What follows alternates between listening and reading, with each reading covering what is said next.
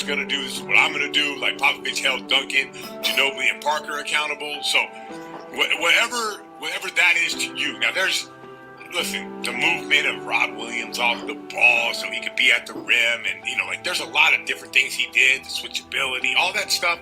Like, that's all personnel related. You can't do the same thing with the Celtics as you do with the Pistons or whatever it may be. You can hold your stars accountable. You can go through any team in the NBA, and you want to say, hey, you know what you're going to get? You're going to get your coach. Just like, these guys are going to be accountable every single day, every single moment. He's going to call timeouts. He's going to lay into players. Players are going to go back at him. Then he'll bring out the iPad, and he'll show the player, this is what you just did right here. You can't do that.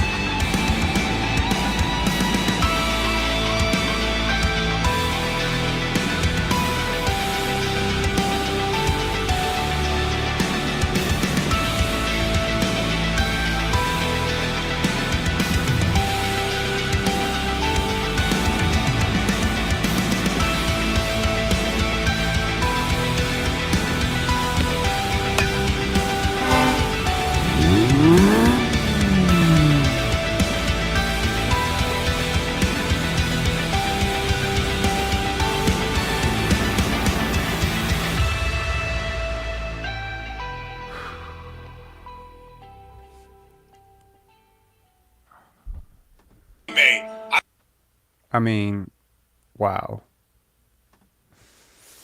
There's called getting beat, and then there's getting beat like that. They were quicker to loose balls.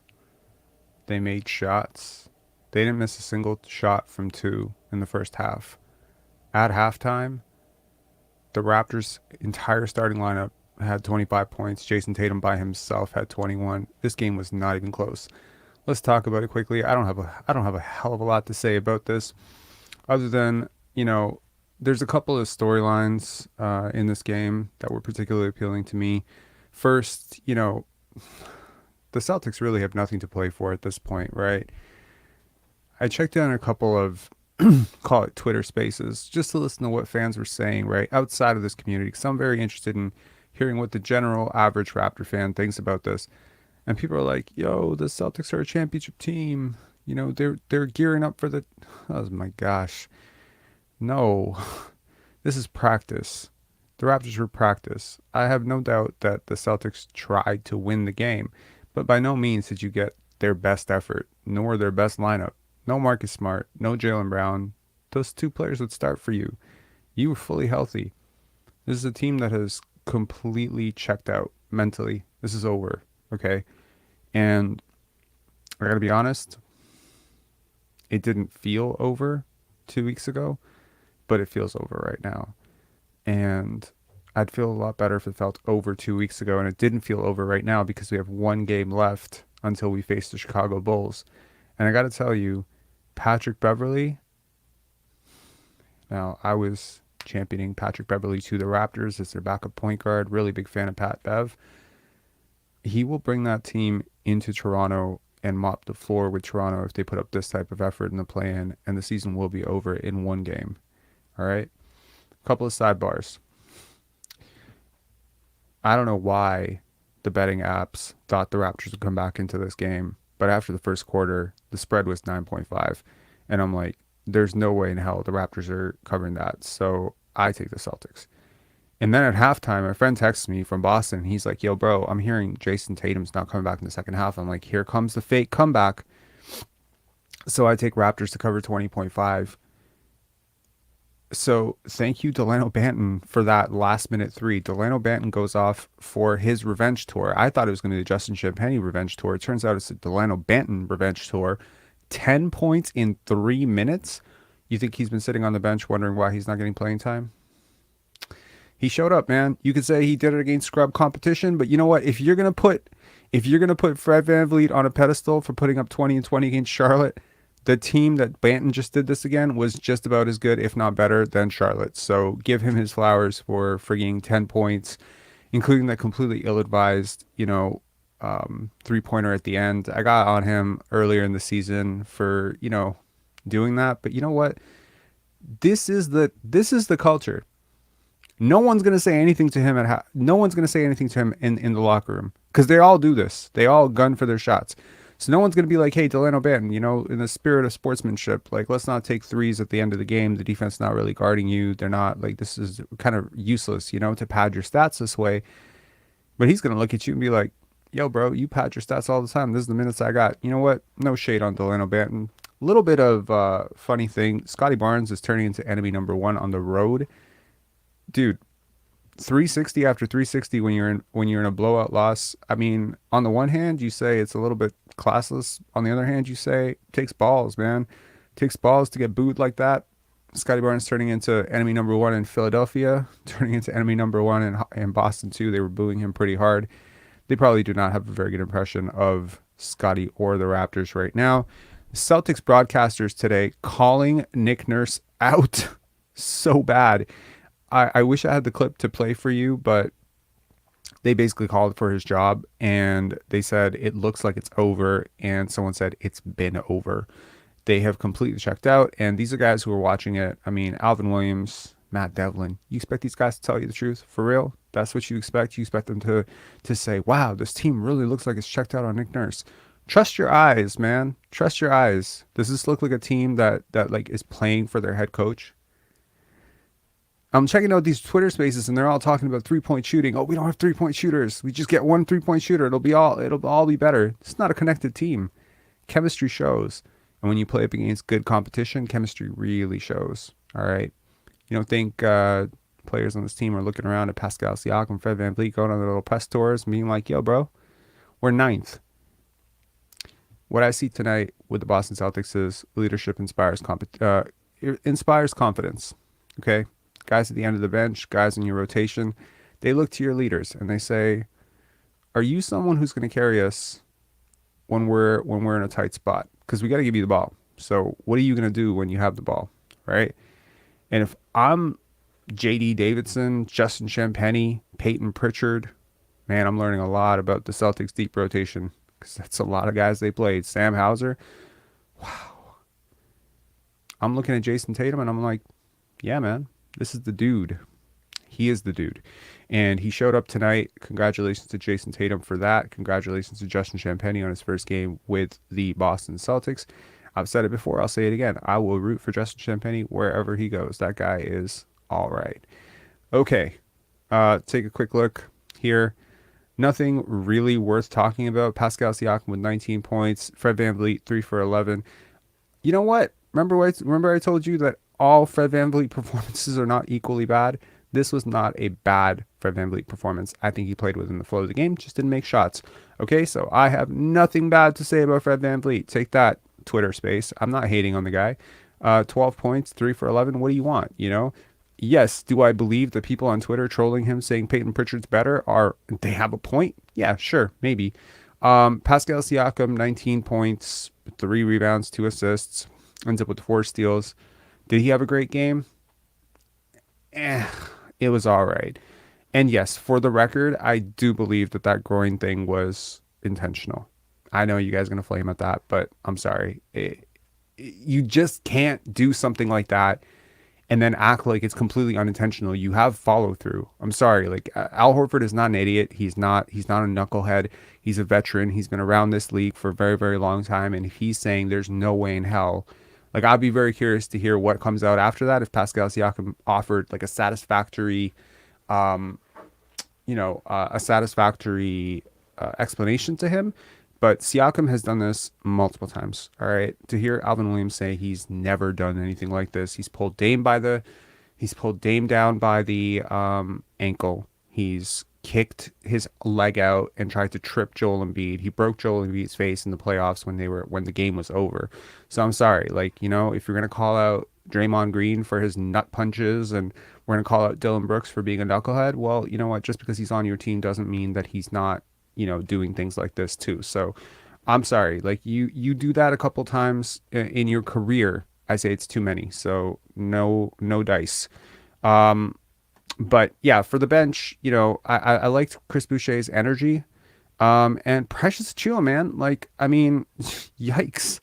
He is just like on a mission the last few games to say, you know what, athletically, I do whatever the hell I want on the court. I can get my shot off. And, I think you're seeing his athleticism just come through where, maybe Scottie feels a step slow right now. Siakam feels stuck in the mud. Gary is just really, really out of rhythm, and OG Anunoby is just having all sorts of balance issues. It's Achua and his sort of fluidity that is just getting him to the front of the rim whenever he wants. And you got to wonder where this was earlier on. Yeah, okay. So in terms of the Boston Celtics, what do we make of Sam Hauser's 26-point night, 6 for 12 from 3? Is this the guy that the Raptors want? No, come on, man. I mean, threes were wide open. The Raptors were not rotating to the corners.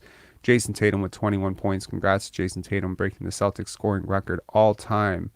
All time. Most points per game in a season for the Boston Celtics, and that is not an easy thing to do given how many great scorers have come through that, from Paul Pierce to Larry Bird. Huge night for him. And Peyton Pritchard off the bench, 22 points in 24 minutes. Man was making his own and one mixtape out there. In case you were wondering, was it close, Rob? Was it close at some point? No, it was not. The green line is the Celtics. The red line is the Raptors. The last time it was close in this game, I think the score was like 2-2. Okay? Like it wasn't even, I think the closest it ever got was before the game started 0-0. That's the closest the game got. After the buzzer went off, I think by midway through the Raptors start out with that terrible, 4-minute drought where they can't score shit. Pascal Siakam, I think, finished the first quarter with 0 points. So yeah, like, I mean, you're already in a huge hole. The Celtics did let up. I tell you, in the second quarter, they let up a little bit. In the third quarter, they definitely let up. Like, they came out so flat out of the half. And you're looking at this and you're saying, like, okay, Rob, like, how bad was this? Like, I'm telling you very clearly, if the Celtics had a mandate, go out and beat this team by 50, they could have done it. That's without Jayson Tatum, without Jaylen Brown, and without Marcus Smart. I think they could have. And honestly, up until that Siakam and Al Horford incident, I assure you, this was not going to be like a massive blowout. But after he did that, it was like, okay, bet you're going to do that, And I think that kind of woke the Celtics up. And I think that was just the worst timed. It's the worst timing for something like that, because you're just making a comeback and, you lose the and one. And I mean, granted, Al Horford's a hell of a defender, but still no excuse for that. All right. Let's get FA on, I think FA and Paul. Yeah. FA, what's up, man? Hello? Yo, man, you frozen.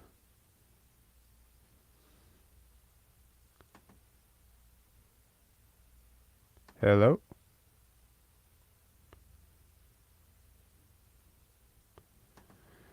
Okay, we come back to you, FA. Or we lost him. Xander, what's up, man? What's up, Ansari? What's going on? Not much. Just chilling. You're Serbian, right? Yep, I'm Croatian. So how are you? Kako si? I'm good. What's going So on? not much. What did you think of the game? You just heard it. What'd you think of the game?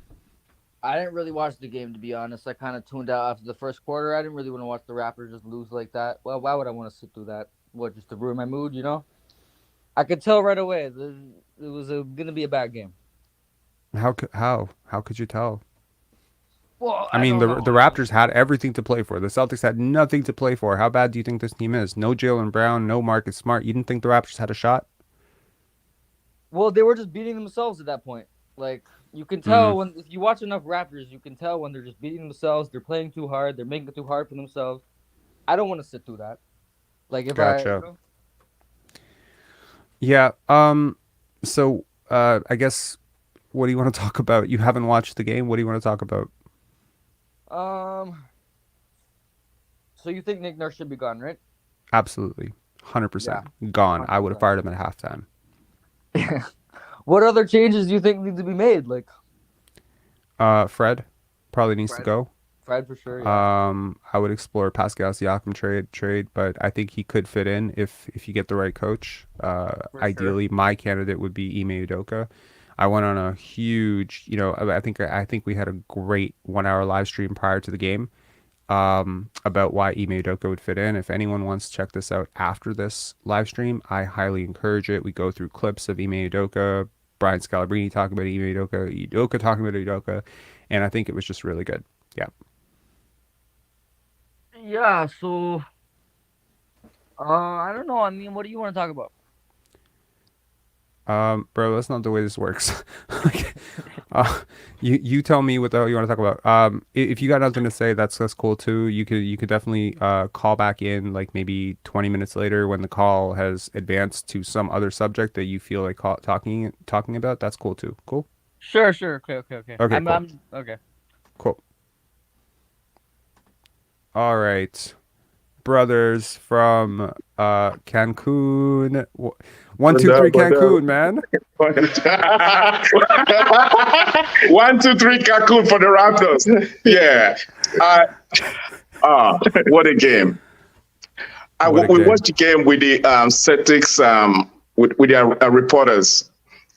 They said the team does the individual basketball. They're not playing for the coach anymore. They're playing for themselves. And you can see the chemistry on the bench. It is sad. I So agree. the first thing is Nos gotta go. Nos Mm. gotta go. Fred gotta go. I think we shouldn't even make it through the plane. We can't not make it to the play. And what do you want to do? You want to just No, lay? no. You want to lay dead? Meaning lose the plane, lose the plane, lose Yeah. the plane, lose the Lose the plane so that way we don't and go to the lottery. You know go to the what? lottery and be top At this 14. at this point, I'm just rooting for ex Raptors, right? I'm kind of like hoping that DeMar can get a win. I mean, it would be closure for him, right? To bounce this team. Like he's never had a chance to play us in the playoffs, right? He's always had this reputation as a notorious playoff choker. So what happens when DeMar DeRozan comes into Scotiabank Arena and bounces us as we lay an egg, right? Because look, people can't wait for the season to be over. I showed a clip earlier of the Raptors locker room. I don't know if you guys saw it after Fred VanVleet put the 2020, right? Only Mhm. people excited in the whole fucking locker room were Fred VanVleet and Nick Nurse. It's like everyone else is just like, oh my God, fucking end the season I gotta already, go. right? I gotta go watch that clip. And you raised a good point, right? Because even when you have 2020, right, and even NBA.com also, they tried to showcase it. It was on YouTube, but it Mhm. had like only 20,000 views. 21,000 views. 2021. It was 21,000 views. That's a shame. Yeah, for that kind of performance, Yeah. right? Obviously, we know it's, they played a bad team, but 2020, We're talking it's still 2020. It's going to go on the record that somebody had 2020. 10 years from now, nobody's going to say it was against the Charlotte Bobcat. But however, You just called the Hornets the Bobcats. Yo, my Oh, God. I Hornets. can't. I can't. And just context for everybody. You're from Charlotte. And I'm from North Carolina. You're from North Carolina and you're calling them the Bobcats. Oh, my God. That tells you how the team sucks, and nobody cares about the team there because Jordan sucks as an owner. Yeah. But that said, I think, like you said, I was listening to you while we're having dinner. I think Fred has to go for sure. It's not even negotiable. I don't even care whether he's the best player in the league right now or whatever. He gotta go. I don't even want anything back. If he wants to go for a piece of salad, I don't care. Then Pascal. If we can trade Pascal for some good, I think you just need to go young with Pascal. Get 1 or 2 young players and some draft pick players that can put the ball in the basket, that can shoot. Like Paul said, right? Listening to the commentators from Boston, they said it best that this team doesn't have shooters. They can't shoot. We can't shoot the ball.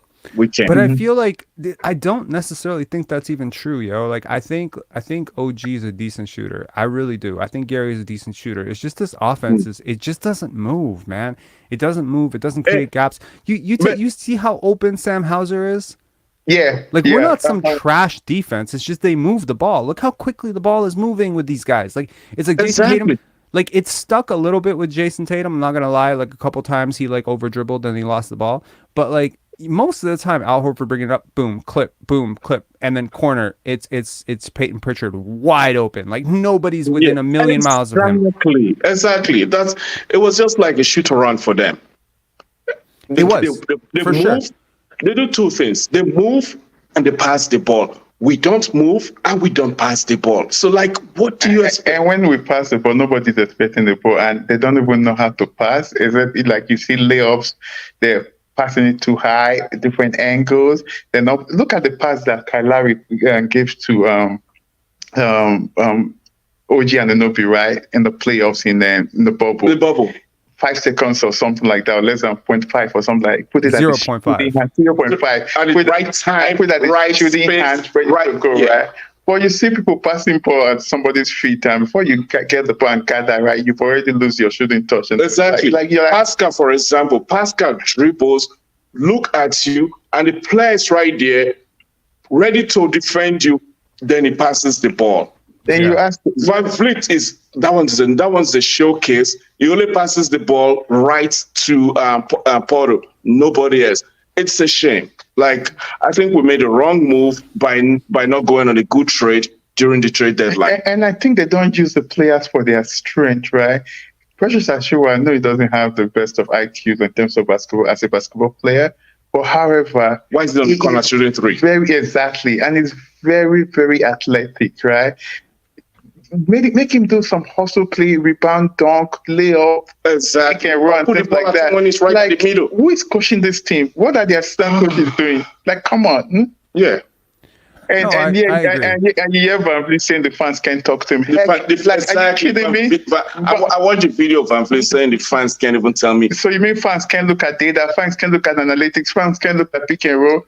Fine, you understand some of the games that we don't understand, but we can see. I look at the last game. You said that the fans can't talk to you, or you're selfish, or you know this. No, that you Van Vliet is selfish. Van Vliet is selfish. It's all about himself. Bet on yourself. It's all about him.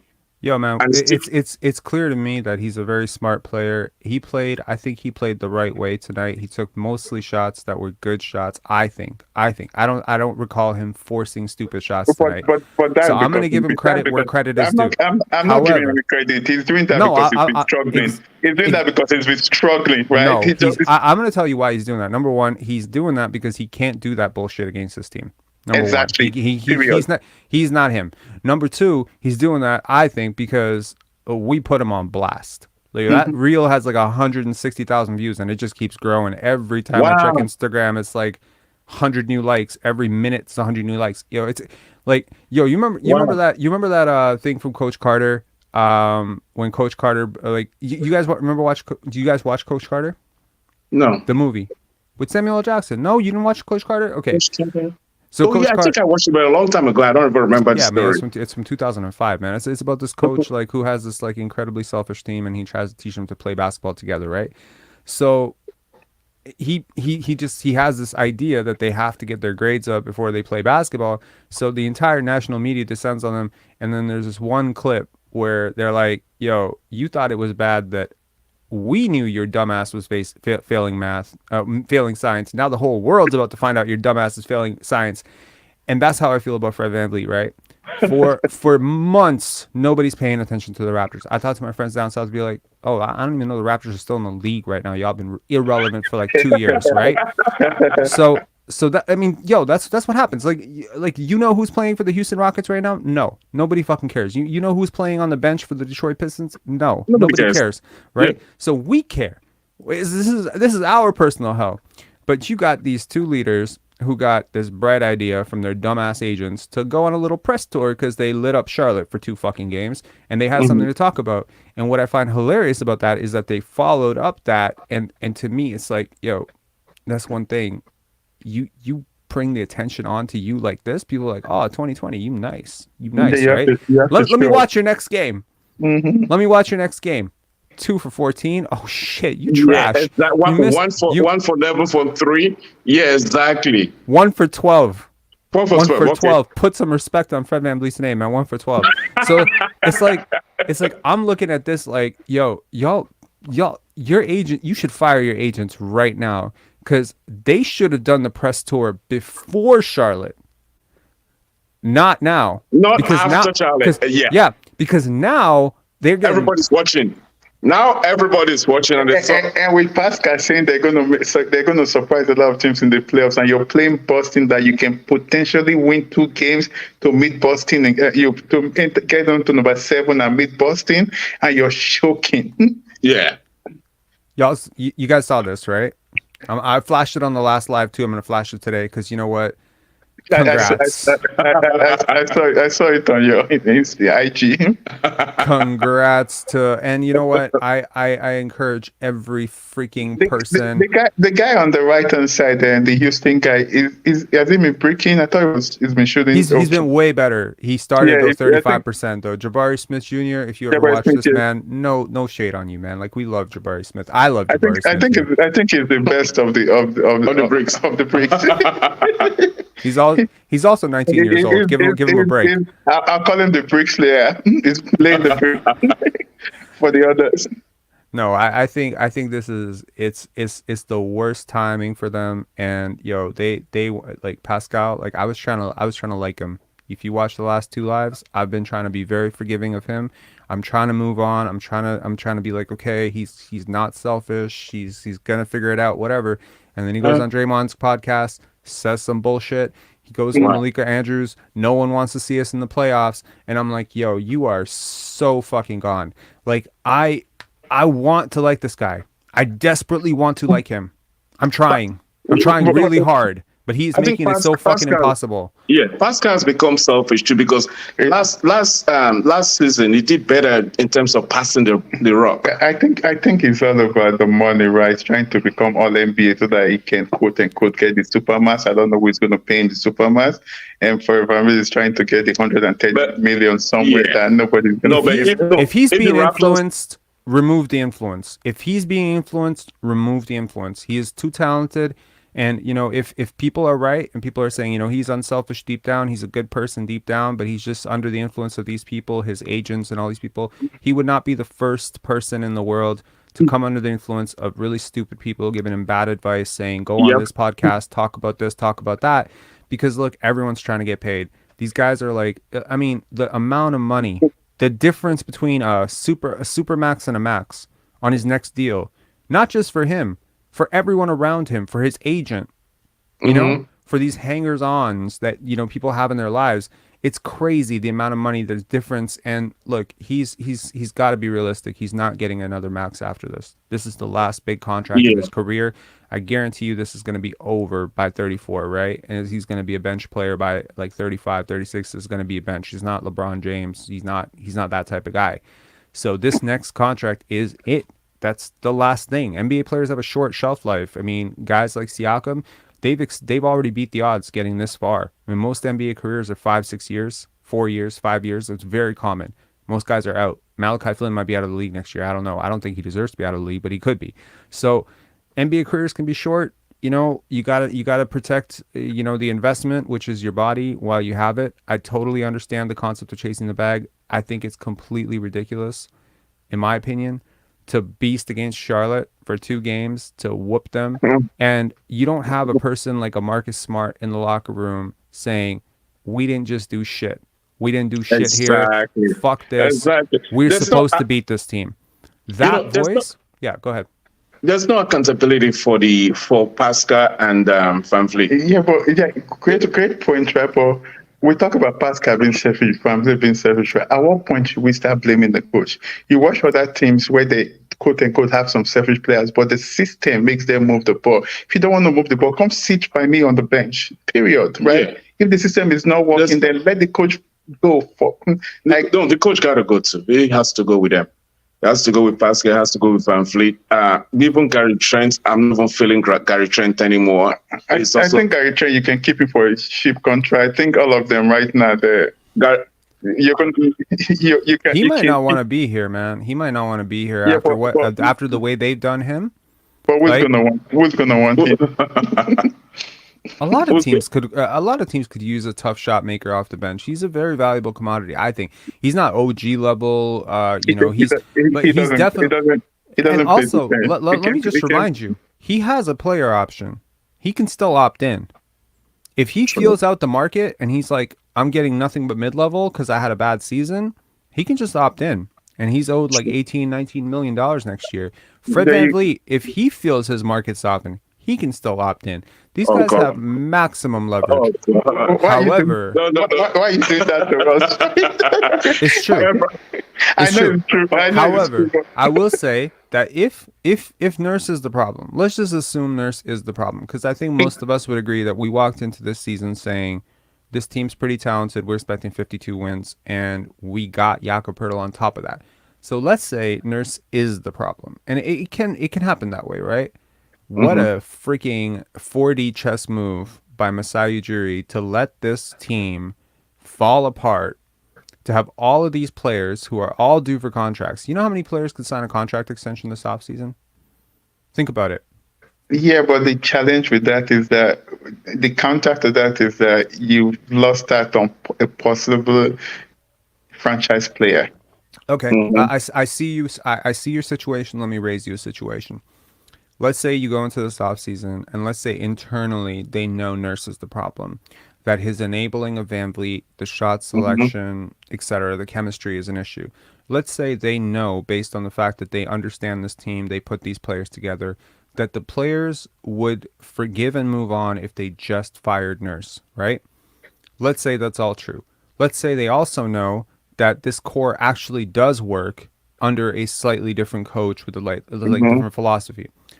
So now you not only have a way better pick, you might even end up with a lottery pick this year, number one.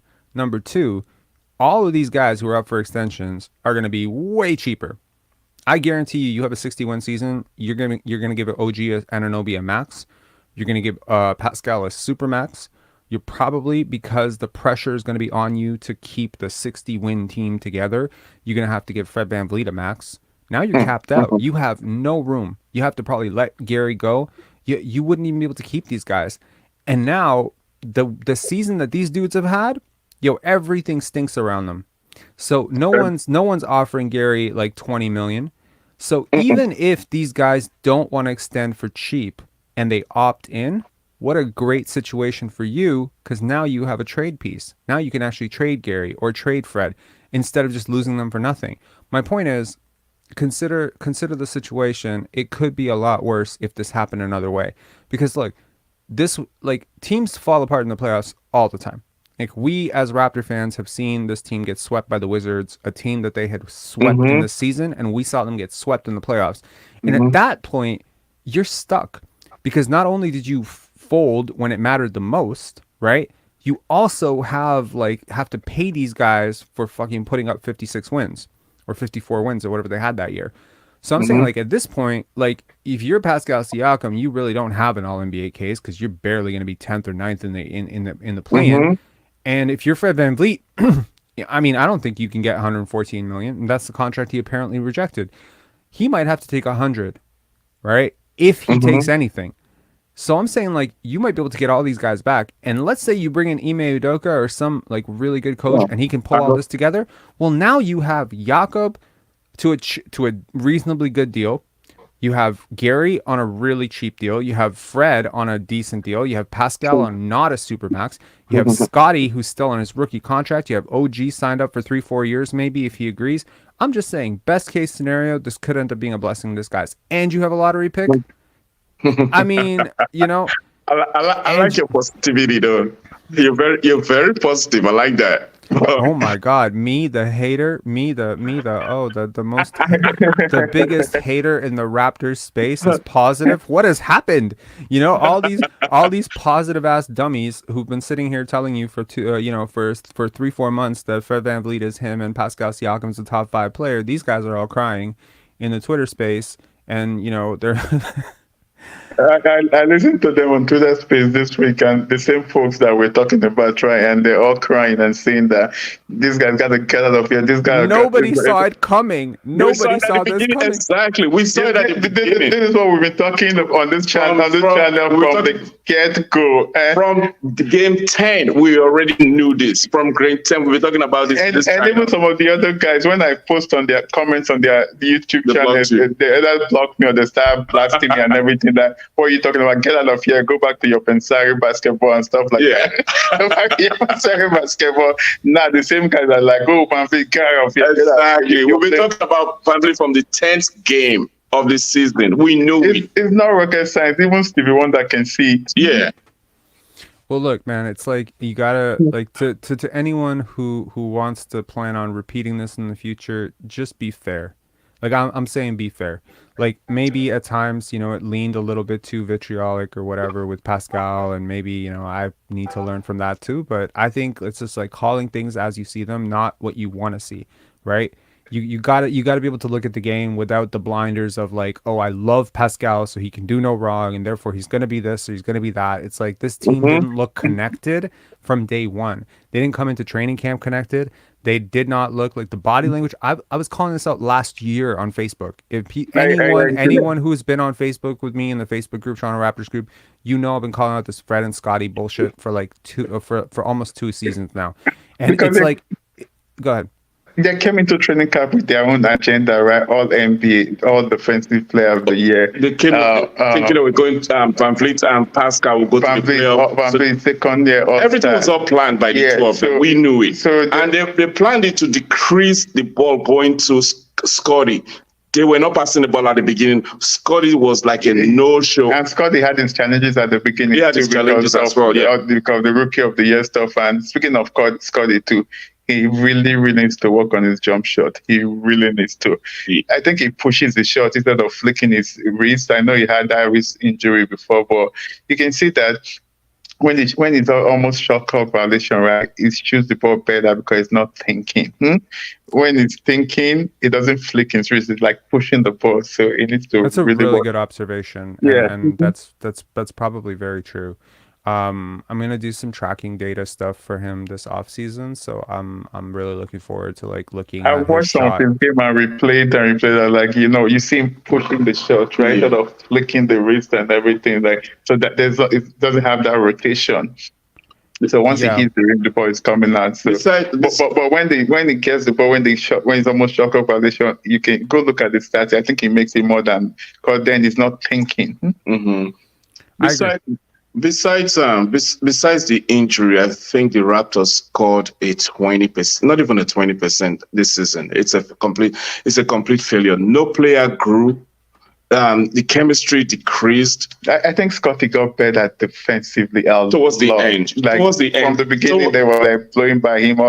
Towards the end, you see, really, you see prospect in Scottie. Really after the what's it called again? The All-Star. You see growth. Even prior to the All-Star, you see growth in Scottie defensively. But again, how many players grew during the season? You can barely count the number of players. Let's say the growth was happening behind the scenes. We just saw Delano Banton, right?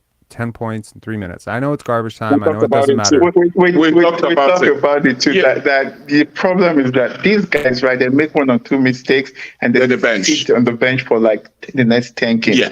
Let them go through their mistakes. Even Malaka, I'm not a fan of Malaka, but let him play. Let them go through their mistakes. Van Vliet shot 2 for 18, right? And he played for 43 minutes. Yeah. The same Van Vliet went on the next game. Like, why are you going to let Van Vliet shoot 2 for 18 and keep playing? But at the same time, others can't make mistakes. Van Vliet sucked against Philly, right, in that playoffs, even though he later played well, but they still gave him a chance to show himself. I'm just telling you, I don't think this team is going to be bad next year. I think they're going to be good. I don't think this team is going to be back. I think there's going to be a lot of changes. I'm saying I don't think they're going to be bad. I think they're going to be good next year. With changes. The changes are definitely coming. But I'm telling you, like, you change the coach, you have so many. Don't say this team is not. The Toronto Raptors is not going to be bad, but this team of the players, if they come back, they're going to be bad. They're going to be bad. They're going to be bad. First of all, the coach got to go. Even if you change the coach, they don't like themselves. You're not going to change that, right? If you have a bad team, you put a new manager. I got to tell you, man, like, I've seen it before. You change the coach, you change everything. It changes everything. Like, look, there's so many assistants. You bring it. Van Vliet is like a coach, too. Fuck him. He's not. He can do this shit with Nick Nurse. He can't do this with Ime Udoka. Ime Udoka smack him around, man. Like, no way. Ime's a tough dude. Like, Ime came up just like Fred, like Scottie. If you keep him on the bench, right, somebody that's negative, right, will destroy it. Will destroy the team. Just one negative will destroy the chemistry of the whole team. Yeah, one bad apple. Just gotta let him go. So the bad apple gotta go. Look, man, like, I mean, people like to pretend like every single player in the NBA is wired like positively on winning teams. It's just not true. It's just you keep the shit in check, right? Rasheed Wallace was considered a head case like in the Portland Trailblazers, right? Think about it. Rasheed Wallace is considered an absolute nutcase. But he goes to he goes to Detroit. You don't hear too much about that, right? It's the culture changes, the environment changes, the coach changes. You're not doing that shit with Larry Brown, right? You might be able to get away with Mo Cheeks. Even when he was a head case in Portland, right, he was still playing tough, making an impact in the game. Yeah. Right, but the extracurriculars, man, you have no idea the locker room stories I heard. Like, crazy locker room stories, like fights in the locker room and shit. Like, that team imploded so many times. There's no way the Portland Trailblazers should not have a championship right now for the stack of talent that they had. Detlef Schrempf, Scottie Pippen, Steve Smith. Bonzi Wells, right? Bonzi Wells, Brian Grant, Arvydas Sabonis, Damon Stoudemire. Yo, I could list that team's seventh best player was like better than some teams like first best player. Like, it was a good team, and they had Hall of Famers, man. Like, they should have won, but they imploded, and that's what I'm saying. Chemistry is everything. Mo Cheeks, players coach, couldn't quite keep it together. They had a dude before him, Mike Dunleavy. I don't think he did a greatest job. Like, I like Mo Cheeks, but like, I mean, at some point, it's like, the coach, it matters. It really does. Your environment, the culture around your team, the culture of, Freddie, this bullshit that he does. No, fuck that. But, going back then compared to now the players are so spoiled. It's so amazing how, if you look at the college basketball, you see the zeal on each and every player to play as a team, to come together as one in unity. Compared to now it's all about yourself, the money. I think LeBron and his his agents, they destroyed it to the league. They're not good for it. We have like four I mean, if they did, it backfired, because Nurse is getting fired, or he's gonna leave. Gary's getting paid less money. OG's getting paid less money. How are they winning here? Clutch Sports just fucked themselves, man. Like, no, but that's just the Raptors. That's just with the Raptors. They still have much power in the league. I think even this guy left Clutch Sports, right? The guy from New Jersey, what's his name again? The point guard. New Jersey. Brooklyn Nets, sorry. Kyrie. Not Kyrie. The one that Hutton's back from, the one that was traded from Philly, what's his name? Ben Simmons. He left Clutch Sports, right? Mm-hmm. Yeah, after they messed him up.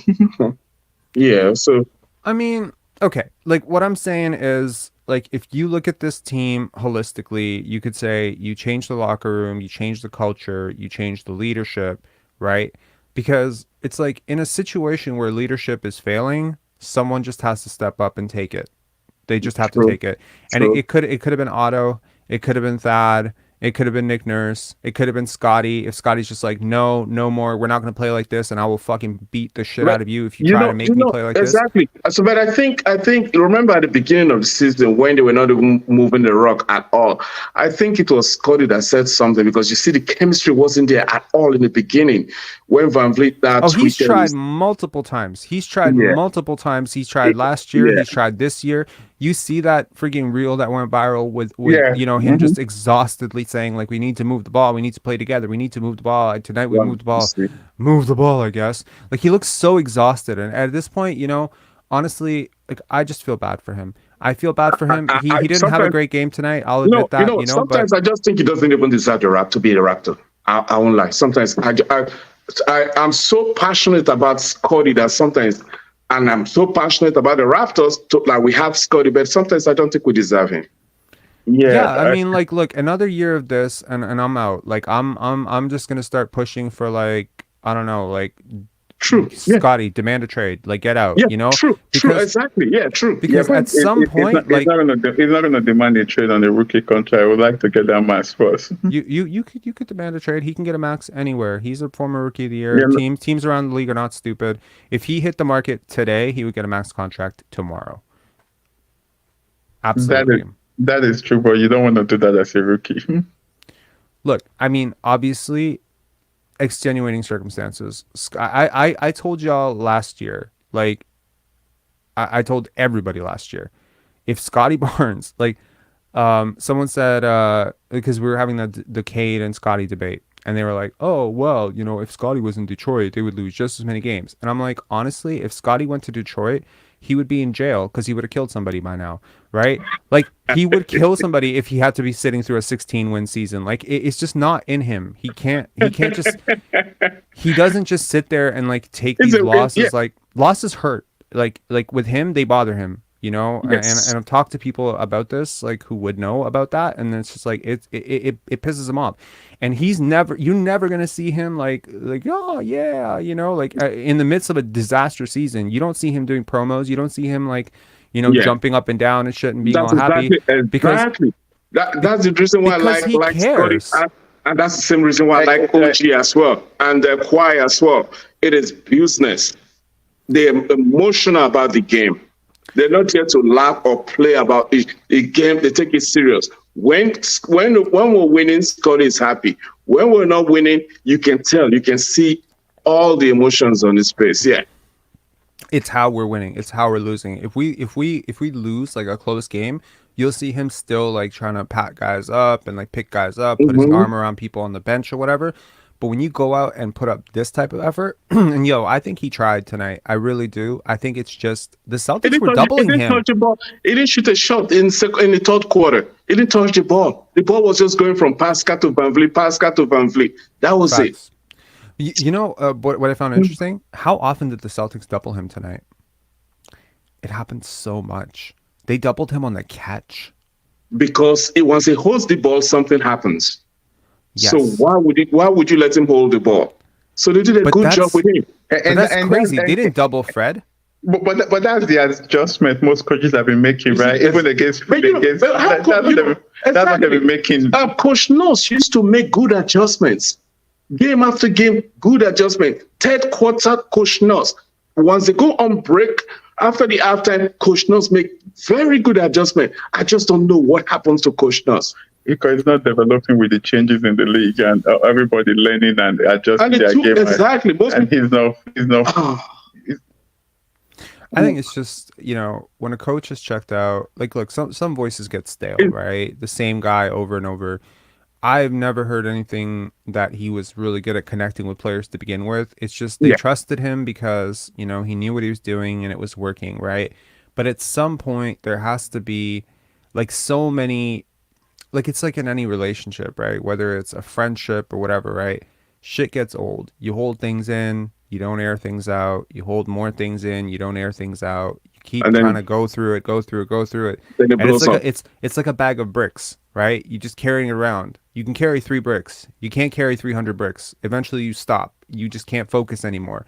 And it's like at some point, it's like you got to look at him and just say, okay, are there some fractured egos? Are there conversations that needed to be had at some point this season that were not had? Are there lines that have been crossed with certain players? Yeah. Is it his staff? You know, I mean, look, you have guys like Nate Bjorkgren, Rico Hines, right, on your staff. I mean, there's serious favorites here. Fred and Pascal and this coaching staff are a package deal, and everyone on this team knows that. And when they woke up to that, like, they may have come into training camp thinking everything was kumbaya.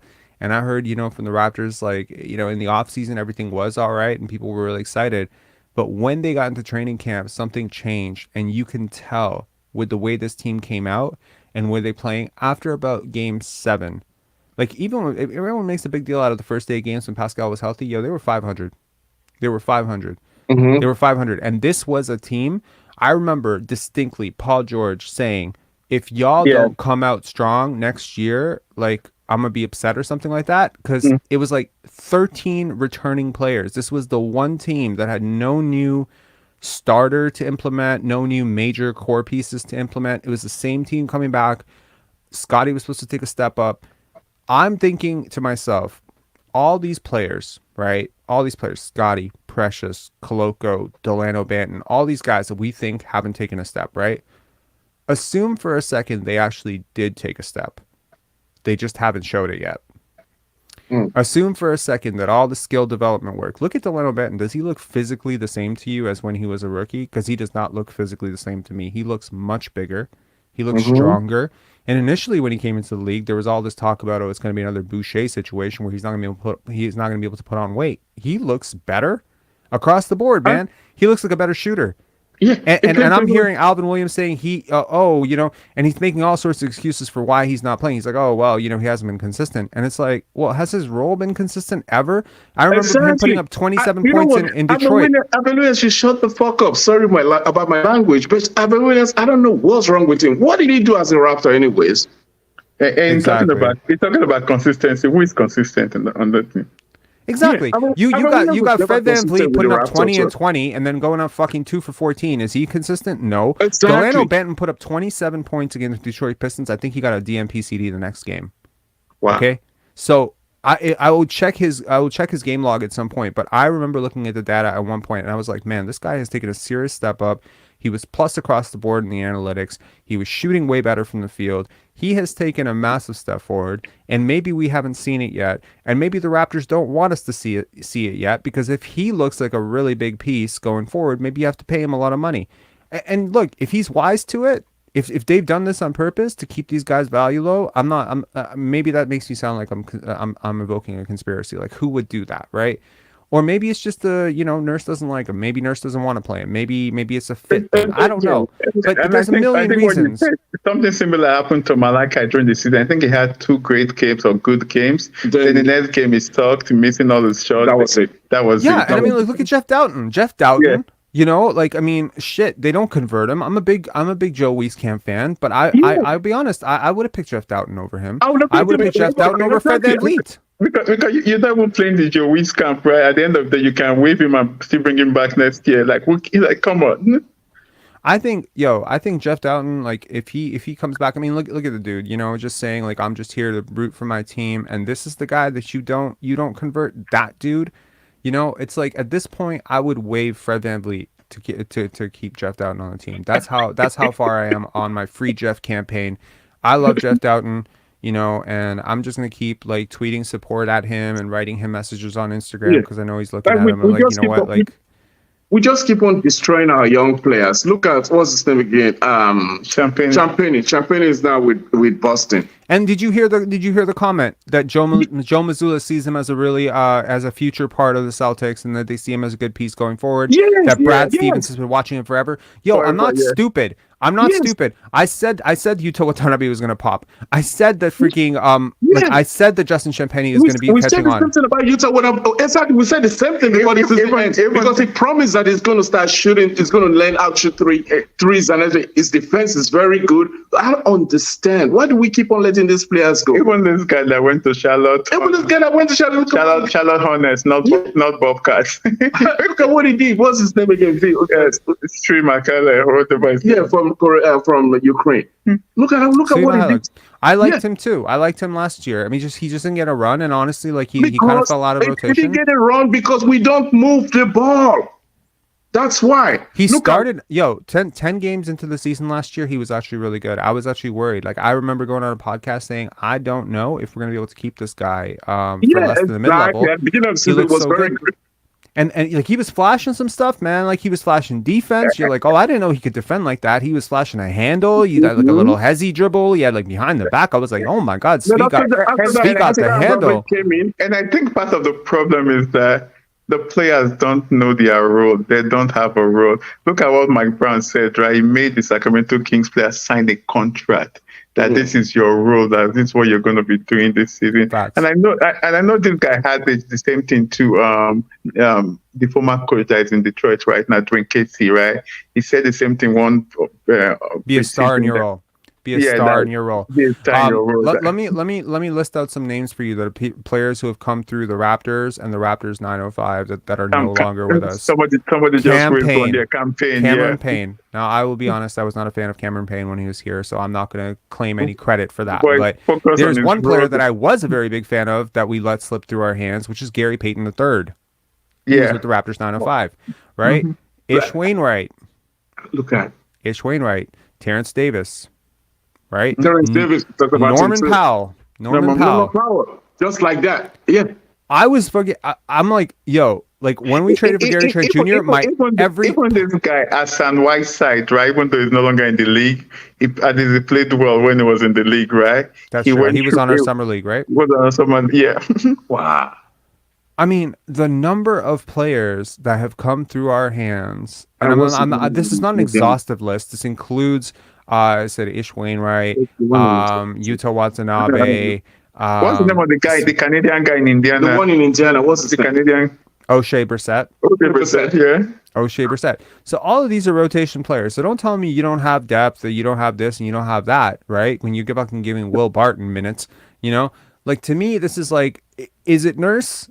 Because you know what? It wasn't this way before Nurse, right? Mm-hmm. We were good at this shit before Nurse. We were good at developing guys before Nurse. We developed Pascal Van Vliet. And you know the difference, right? When we sent Pascal Van Vliet to Norman Powell to the G League, we brought them back. And after they played well, they come back and try what they played on the team, right? That was the purpose of the G League, for them to be able to be running the same sets that Toronto Raptors run.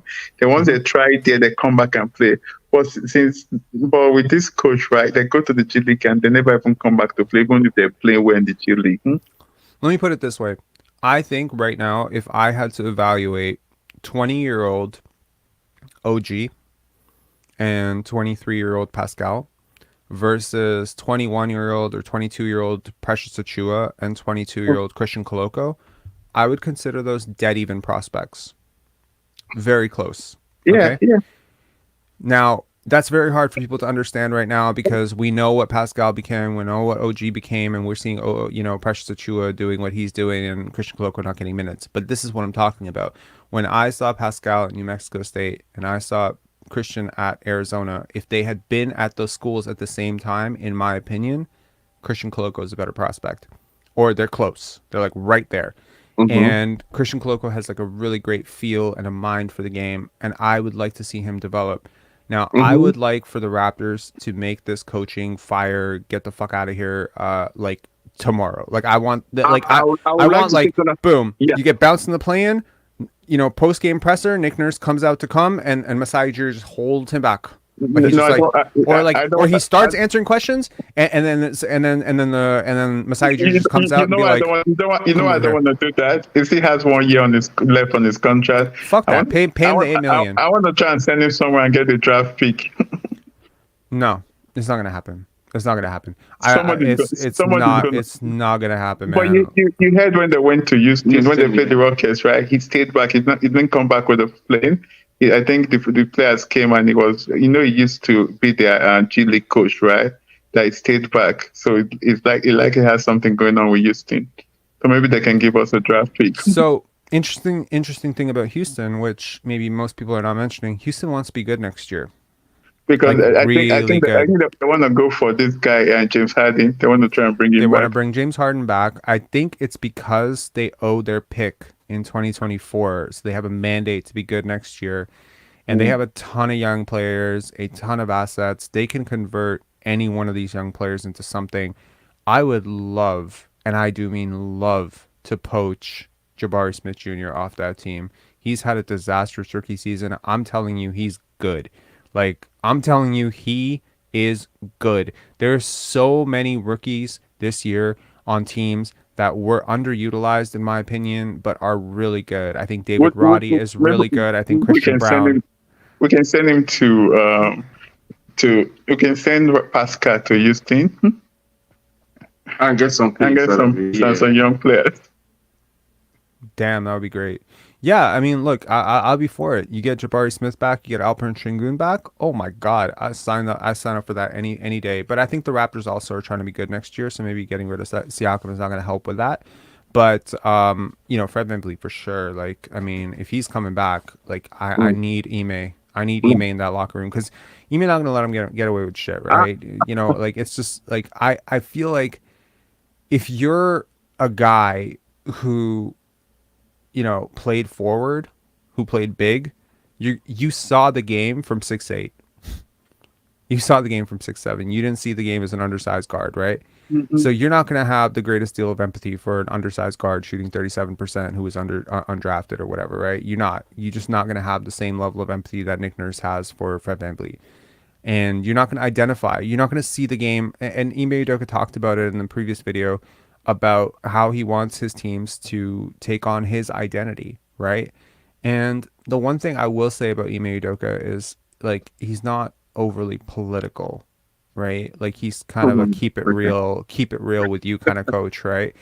Those guys burn hot and cold. Sometimes in the wrong locker room, they can get fired really quickly. But, I mean, they're not going to lose a locker room over a period of time. They're going to lose it either right away or they're going to keep people together. But they can have difficult conversations, and one of the difficult conversations that any coach is going to have is, number one, what are your plans for Scottie Barnes? But I think that conversation has to happen with Scottie as well. What are your plans for yourself? Are you insisting on being a point guard? Well, we need you to become a better shooter, right? Exactly. We need you to become a 34% three-point shooter, or this point guard thing is not, going to happen, right? But then also, like, he's, I think this move needs to be made earlier than later, so that the players on this team understand who they're gearing up for next year. And I think that it will motivate every player on this team if the coach that you're bringing back is someone that they respect. And yeah, so whoever that is, whoever that player, whoever that coach is, I hope, exactly. And then that way that coach can get in with them early. They can start having the conversations like, hey, I've watched your game tape. This is what I need you to work on. This is what's going to be your role next year. Let's shake on it. Boom, and then don't break that trust. Like that's a really important thing. Don't break trust with your players. Keep it 100 with them. I feel like, look, I follow a lot of these Raptor guys. I hear stories about them from people who know them and whatever. I'm telling you very clearly, these are good people. Like, they did not bring bad people into this organization. Okay. Precious, a good dude, good-hearted people, almost all of them. I'm saying almost because there's one I don't want to talk about, but like most of them are good people.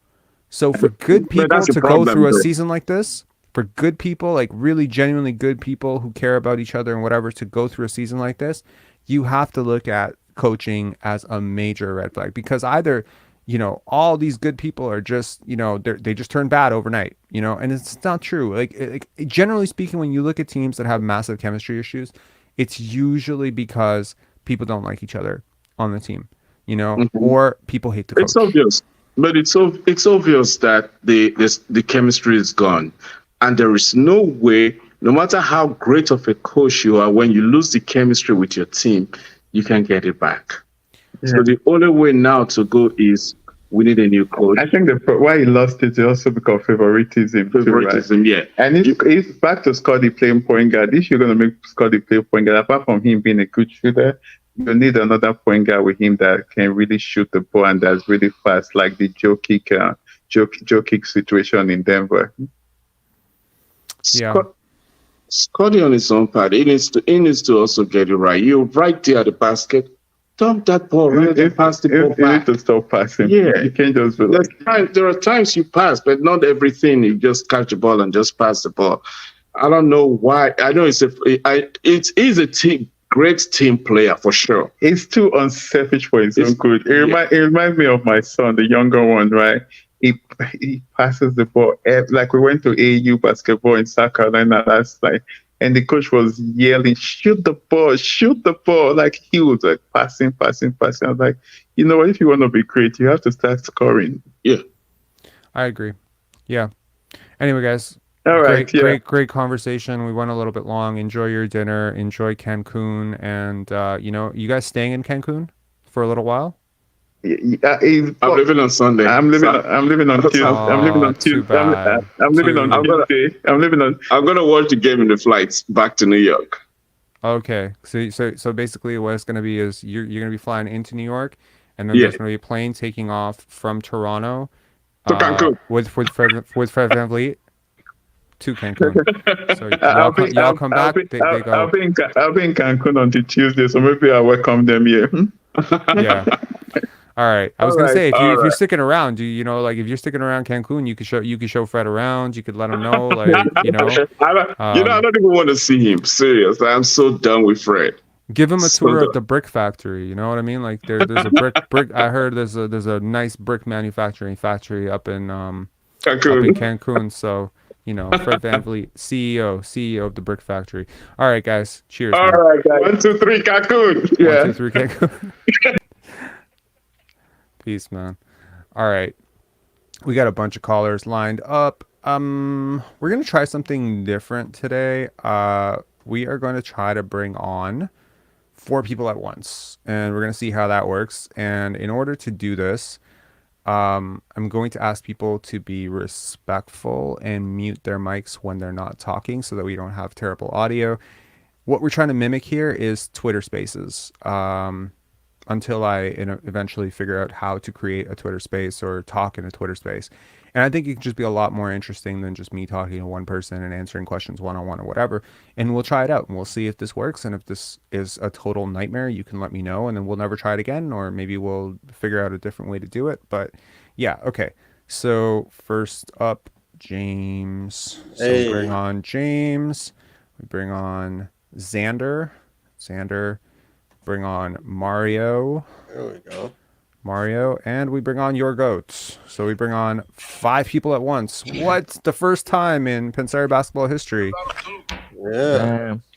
Okay. So yeah. I guess do we have the same layout? Everyone's layout is James, and then and then there's a blank, whoever that is. I think that's Mario, and then your goat. Okay, cool. So if I ask a question to the field, it'll just go in circular, in count.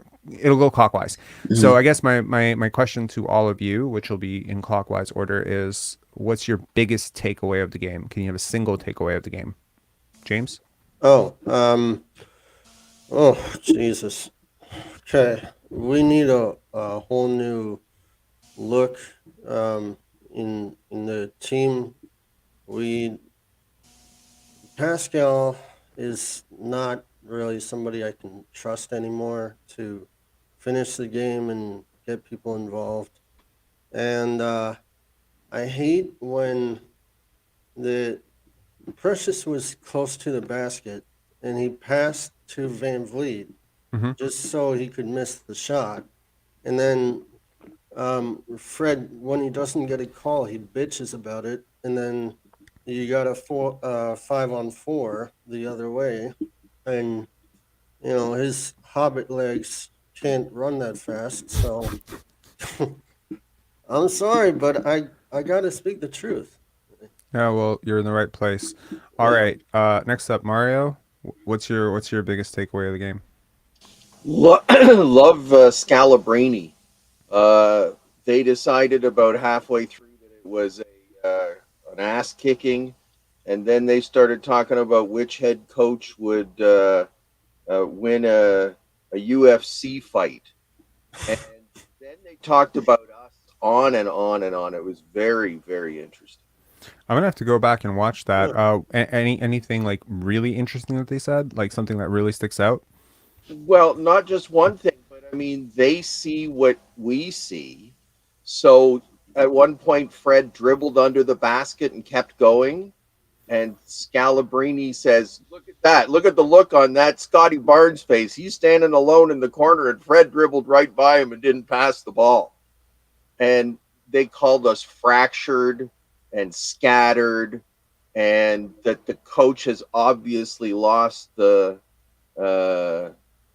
the locker room. Um, yeah, no, I mean, um, lots of people see the same thing at this point. And then when Will Barton made the triple on the break, Scalabrini says something about you see, because like who shoots a three on the break, right? And Yeah.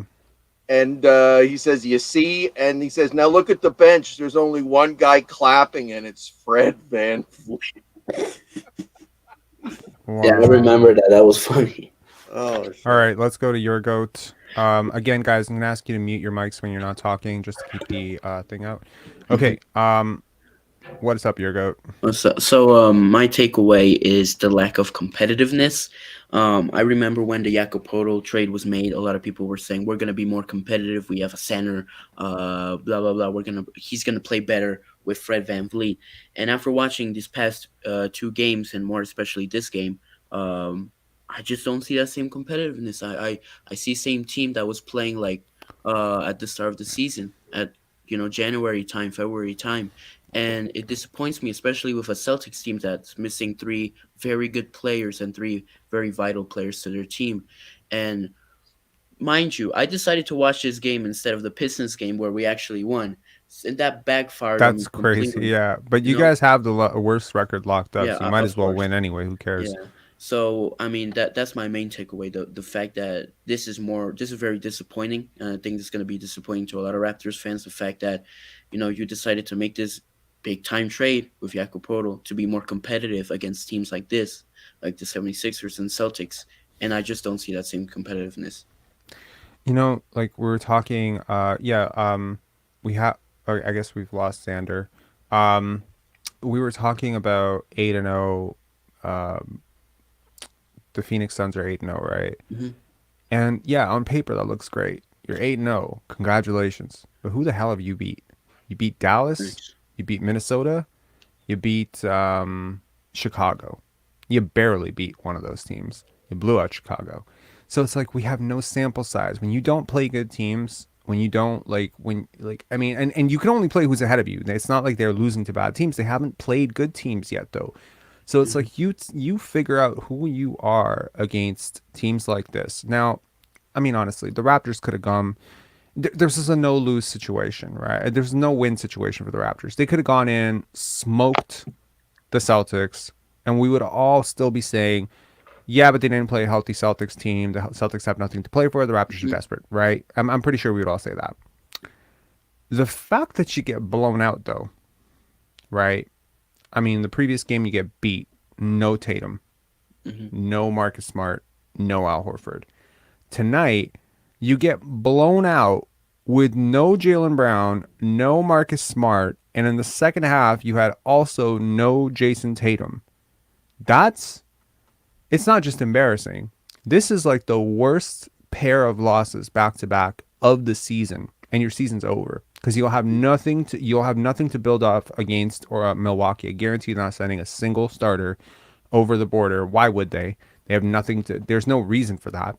So I apologize to Raptor fans in advance who've already paid $300-400 to attend that game to see Giannis Antetokounmpo. You're not going to see Giannis Antetokounmpo play basketball that day. But man, it's so dreadful to fall apart at this time, and the timing of this is incidentally very queued up because Nick Nurse makes that completely idiotic comment after the season. I'm gonna have to evaluate my relationship with management, whatever. And now all anyone's talking about, and I went on a live and I said this is a disastrous move and it's ridiculous for him to do this. It's the timing of it is horrible.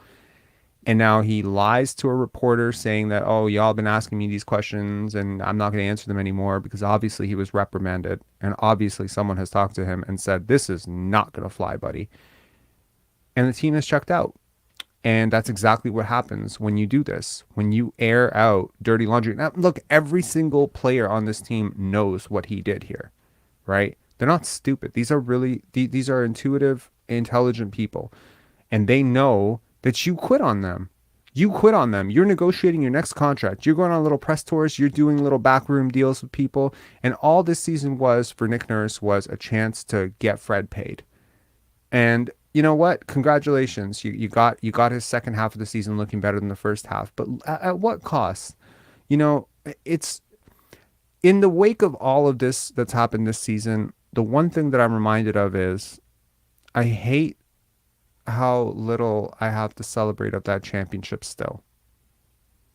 You know, for the Detroit Pistons, at least after they won that championship, they still had Chauncey, they still had Rasheed, they still had Tayshaun, they still had Ben Wallace there for a few years. You know, that was still together, right? But with this team, you lose Kawhi, you lose Kyle, you lose Gasol, you lose Danny Green. You know, Siakam is like turns into enemy the fans' biggest enemy after within a year in the bubble, and it hasn't completely recovered since. I'm sorry to let y'all Pascal stans know. Now Fred VanVleet, your little hero who got that other Finals MVP vote, he has turned into the biggest public enemy, and now Nick Nurse, the championship coach. Do you know what I mean? Like we are dying for the our fan base is dying for us to rebuild around Scottie Barnes, a guy who was like I think 16 years old when we won the championship, and OG Anunoby, the guy who had a very untimely absence from the team and didn't play a single game for the championship run. I think this team has been somewhat terrified of just letting that legacy go because it's probably very bad for business, right? You to have nothing familiar of that championship. That's not the championship coach anymore. That's not the championship player anymore. That's not a guy who started for the championship team. Because of how much of the audience came in because of that championship run, there's probably some pressure from MLSE on the Raptors brass to keep some sort of continuity. And it's just sad to see that Nurse and VanVleet should probably be on their way out. And so it's like the only continuity you'll have is Siakam. James, any thoughts? Sorry, I have you muted here. Unmute. Yeah. Okay. Yeah, I totally agree with what you're saying. I mean, when you look at this team, so Masai said, just let's all be patient. I'm going to give this team until the end of the season. Mm-hmm. I'm not going to do anything at the trade deadline. I mean, he said Jakob Poeltl was a win now move, but he's great and he's helped VanVleet's game tremendously with the pick and roll, but that's not winning us games. That's not elevating us to really great levels. I mean, you said it yourself. Delano Banton scored 10 points in 3 minutes. That's incredible, and he doesn't get played. He got stuck in the G League. They trapped him in the G League for half the season. So the same with Delton Jr. Wieskamp was there. All these young guys who can potentially be really great NBA players, they get no time, so they don't have any room to make any mistakes on the court. So I agree, and that Yeah. comes down to the coach as well. Yeah, we're gonna bring on Indo as well. Indo, what's up, man? You gotta unmute your mic. What's up? How's it going, man? No, how are you? I'm good. You just asked and answered your own question. Anyway, What's my up? takeaway of the game is that this season is a dud. If the players even think so, if they have any belief in the system, this game wouldn't have transpired the way it did. There's no reason we should have lost this game, especially by the amount we did. I mean, there's plenty of reasons we should have lost this game. I mean, for starters, I mean, you're playing against a team that actually moves the basketball, and you're a team that does not move the basketball. But it's interesting to see that coming into this game, since the trade deadline, these were the two top quote unquote defenses in the league. Although I disagree with that very much. Defensive rating is not everything, but yeah, I mean, look, the Raptors have played some really shitty teams. Okay. Well, here's my question: do you think that Masai Ujiri overvalued this team's defense, and that is part of the roster construction issues? No, I think he overvalued the narrative that Freddie is a winner, that Pascal is, a winner, that, all of these guys are winners. I think he overestimated just how much that would actually matter in terms of them turning it around. I think he did his part at the trade deadline, sort of saying like, look, like we've been a little selfish, right? And I think he was massively. I mean, for Masai Ujiri to come out and say we've been a little individual, we've been a little selfish. Do you realize how selfish he has to think this team was? He's not calling out like, like one incident. Like he's calling out an issue, and for him to air that publicly, like it's like something had to happen so many times, for him to bring that to the public and just say, hey, look, like I'm I know what you guys are seeing. I'm seeing it too. And bring in Jakob, I think in theory it should work because he's a very selfless player and they knew that about him coming in. But, he's also not your franchise guy and he's not your coach. And I think for a while it looked like it helped. But yeah, like, I mean, to those of us who understand basketball, that a guy who does not shoot from outside 8 feet and is a center is not going to fix the issues that you have with shooting and everything that you have wrong with this team. Look, I threw up quite a stink at the trade deadline. We lost a ton of subscribers because of it, probably like 50, 80, 100 subscribers, because we were just so bearish on this Jakob trade and the fact that this team did not tank at the deadline. And now we're seeing, Victor Wembanyama and, like, look, like this is just going to look worse and worse and worse. Well, if shooting's an issue, why are we benching Gary Trent? Why are we not starting Gary Trent Jr.? Who do you bench? I mean, who would you bench? No, I don't that's the know. question, right? Well, that's exactly it. You That's can't, true. right? But- Like, are you going to bench Jakob? I mean, yeah, No. I can get behind that. Are you going to bench Siakam? No. Okay, are you going to bench OG? Well, I mean, I guess we'd all want Fred to be benched.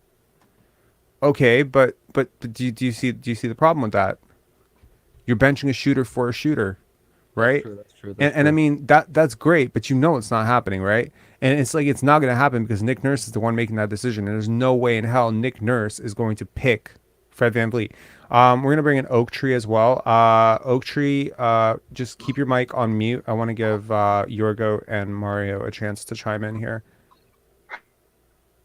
Okay, Mario, what's up? Any thoughts?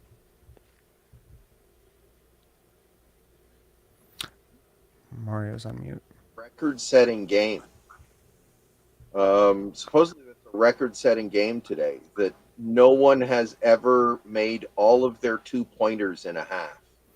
Yes, 15 for 15 for the Boston Celtics. Some people have been misquoting this in Twitter Spaces, saying it was 15 for 15 from 3. I don't know if these people watch the fucking game.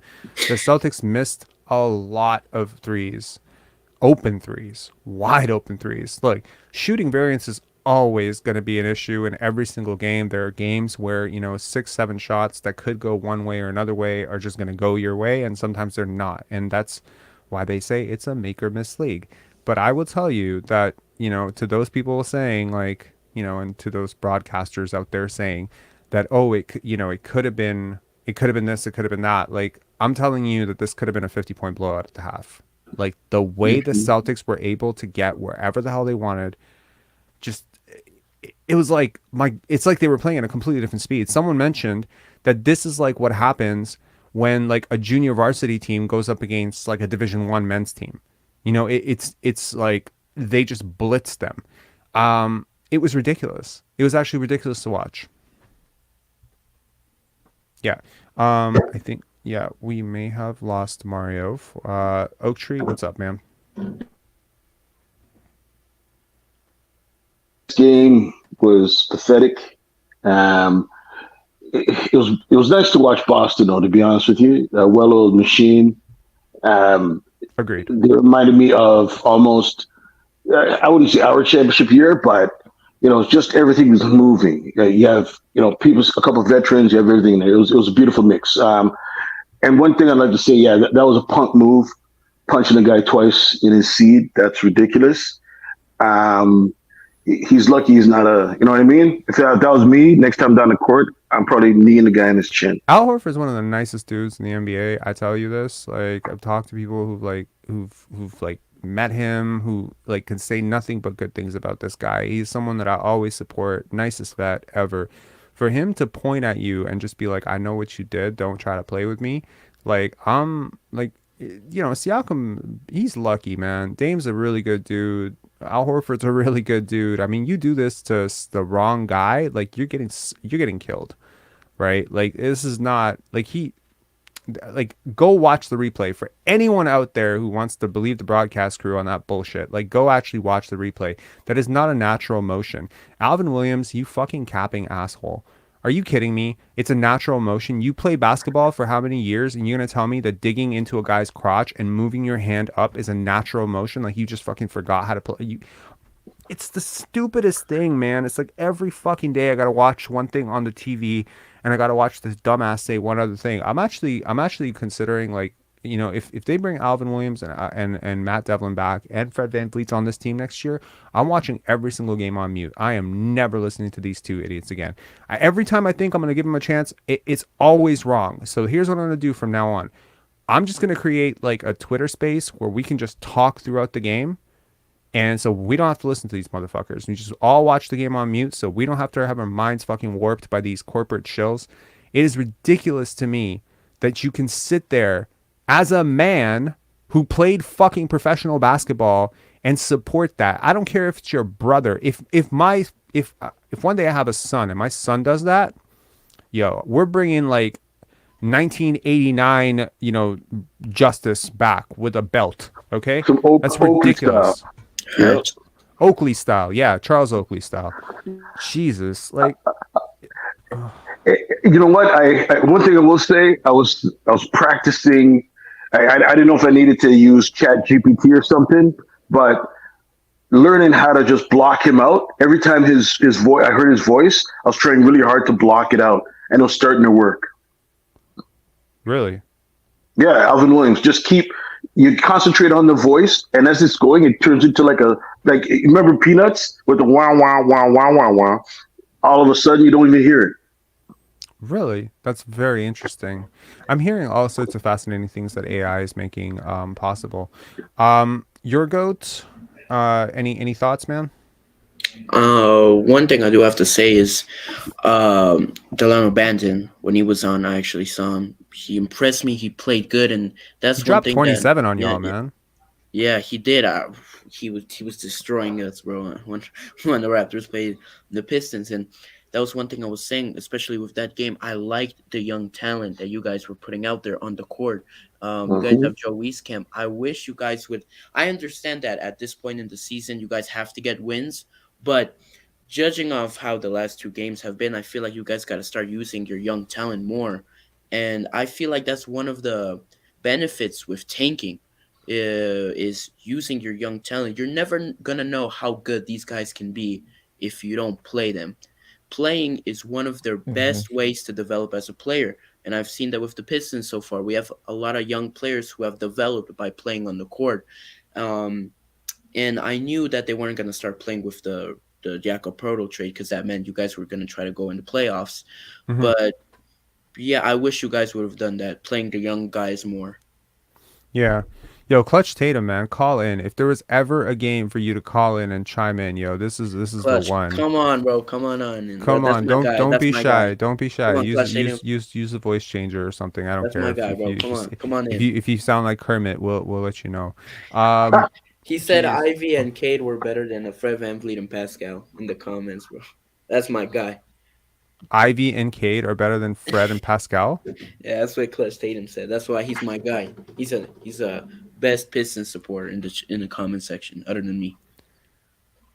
Yo, Clutch, I lost like 10 ounces of respect for you right there.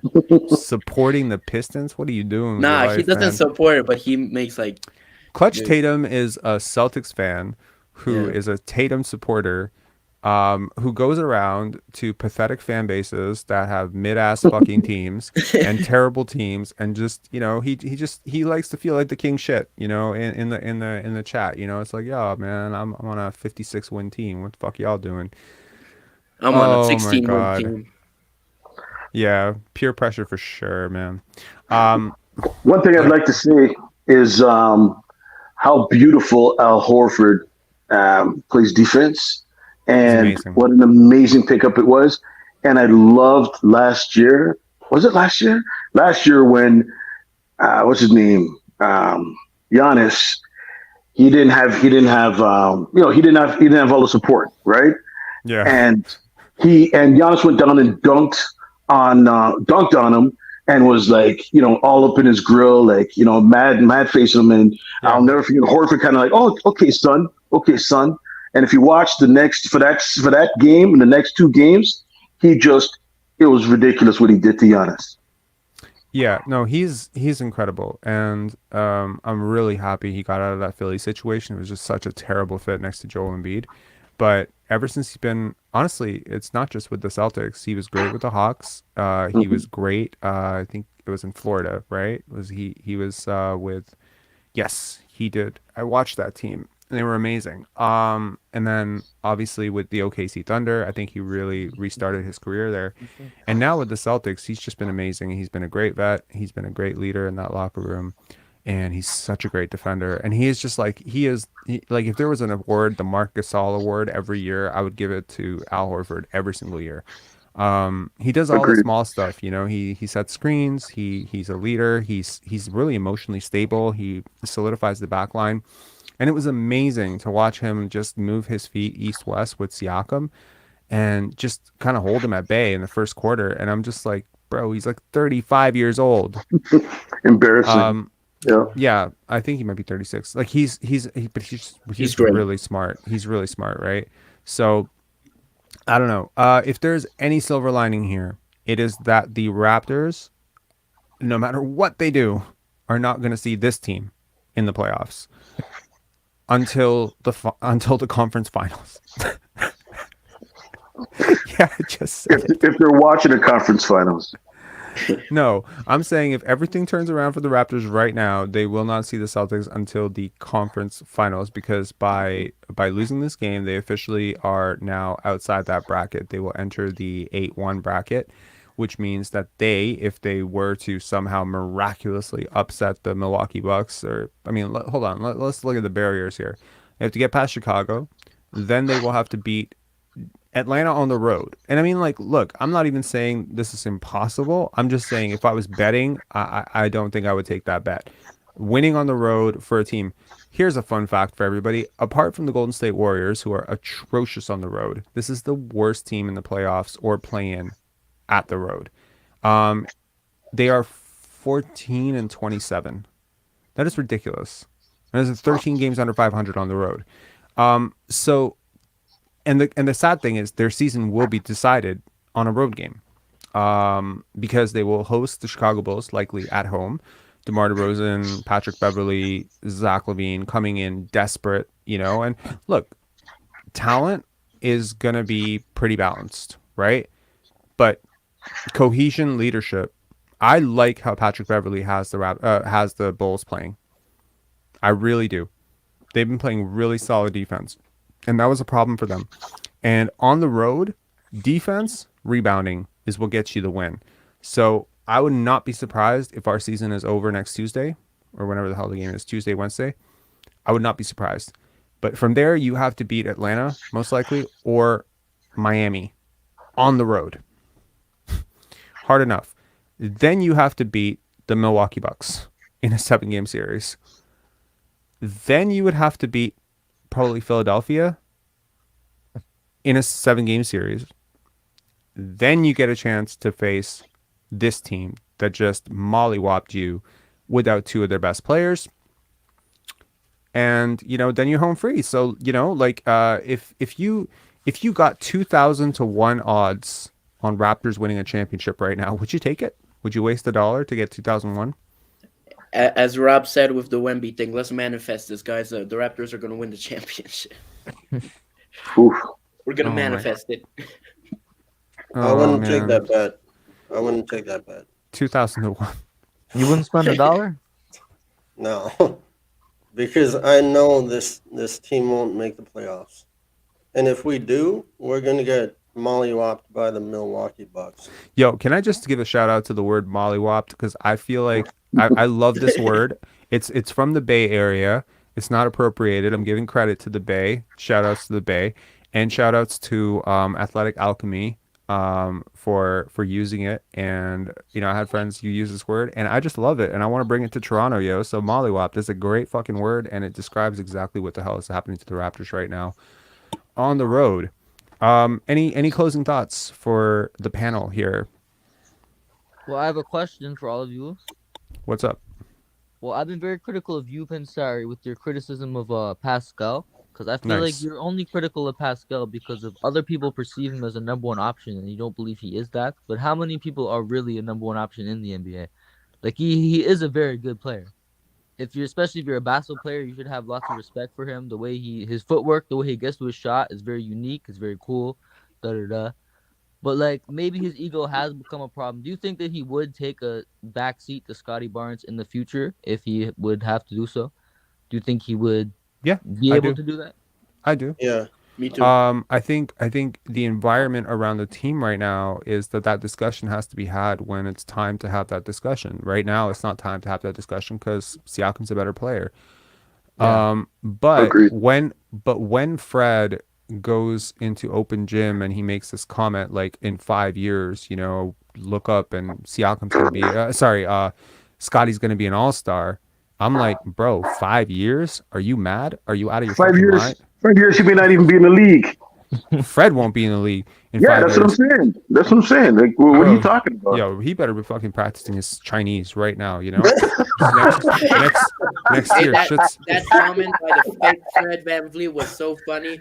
Like the comment of a fake Fred VanVleet was speaking. Yeah, in that Chinese. was fucking hilarious. But yo, Indio, to put this into perspective, I've come a long way on Siakam, right? Like my initial thing, like I do have Asperger's. This is not me making an excuse, but it is.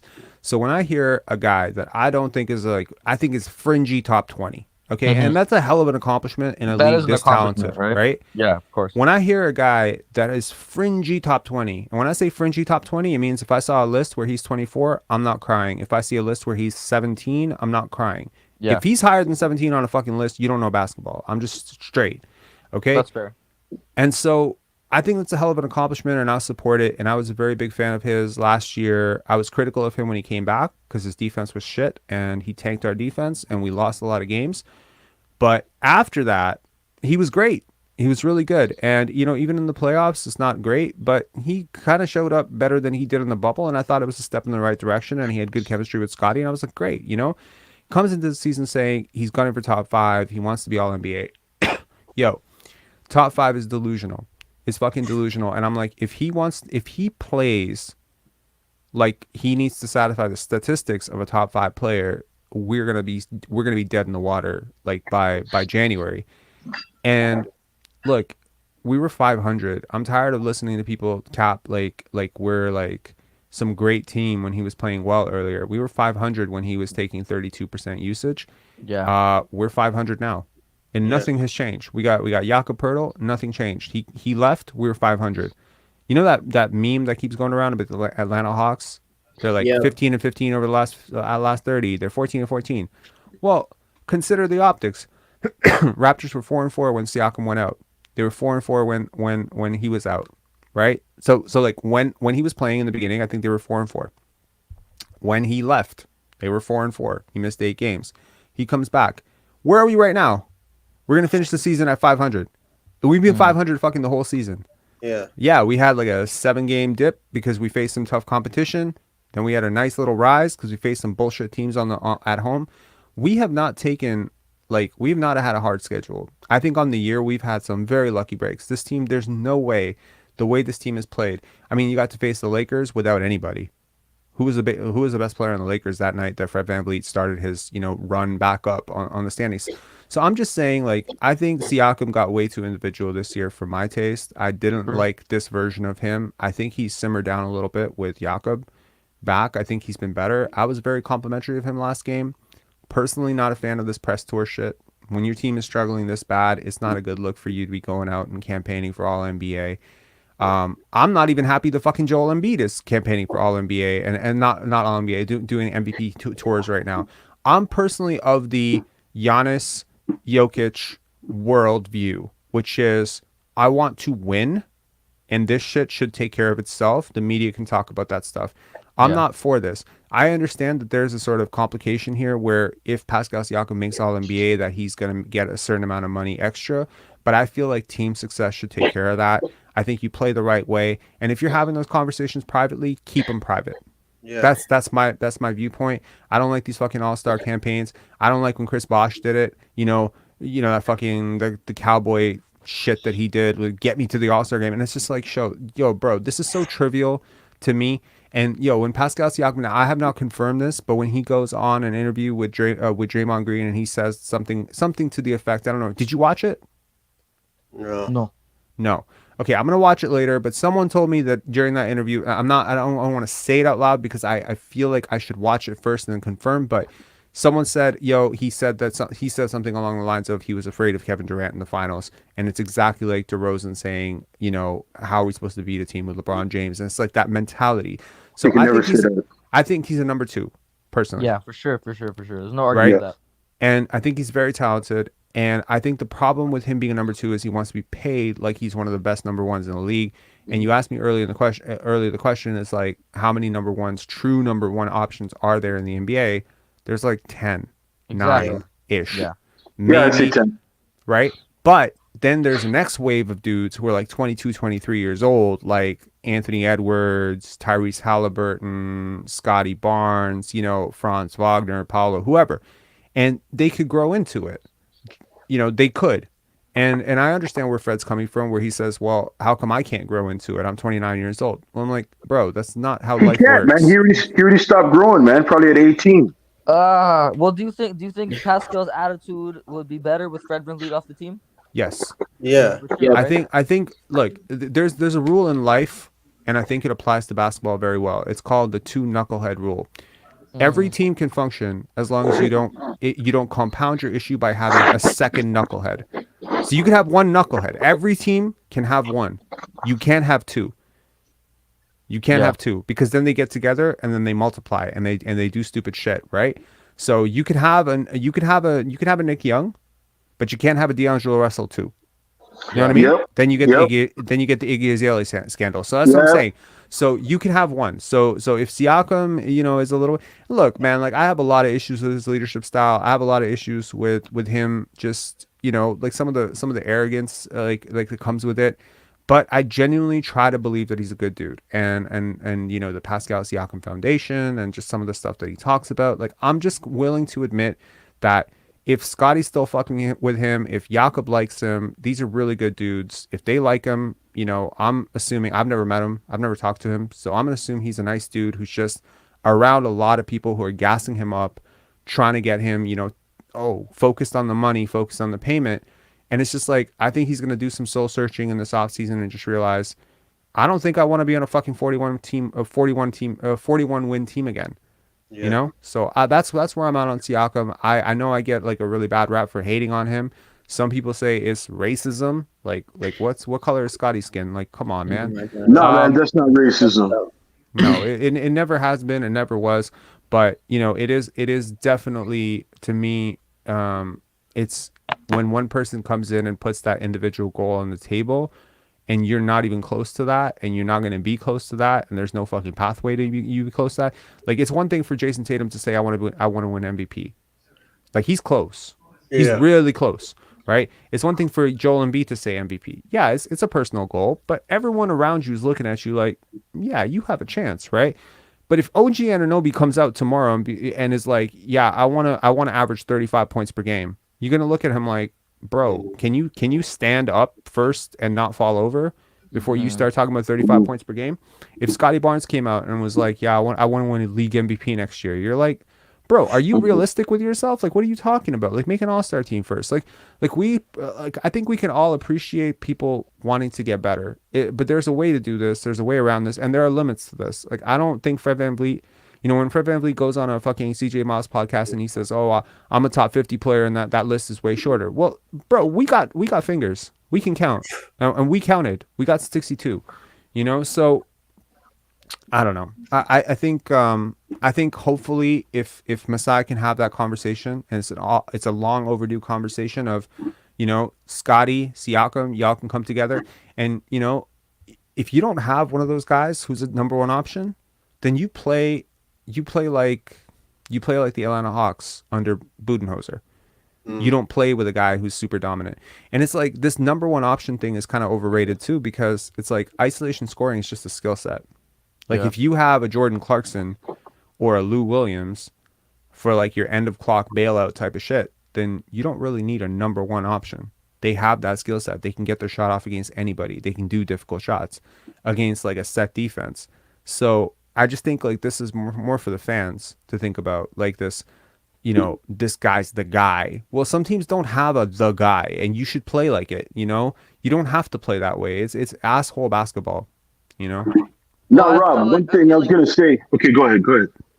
I feel like Pascal is definitely better suited as a play finisher than a play initiator, and he's kind of out of his role as being the guy to make the play. Have you seen the Dallas Mavericks play this year since the Kyrie Irving trade? Only a couple of games, not much. That team has the worst front court playmakers you have ever seen in your life.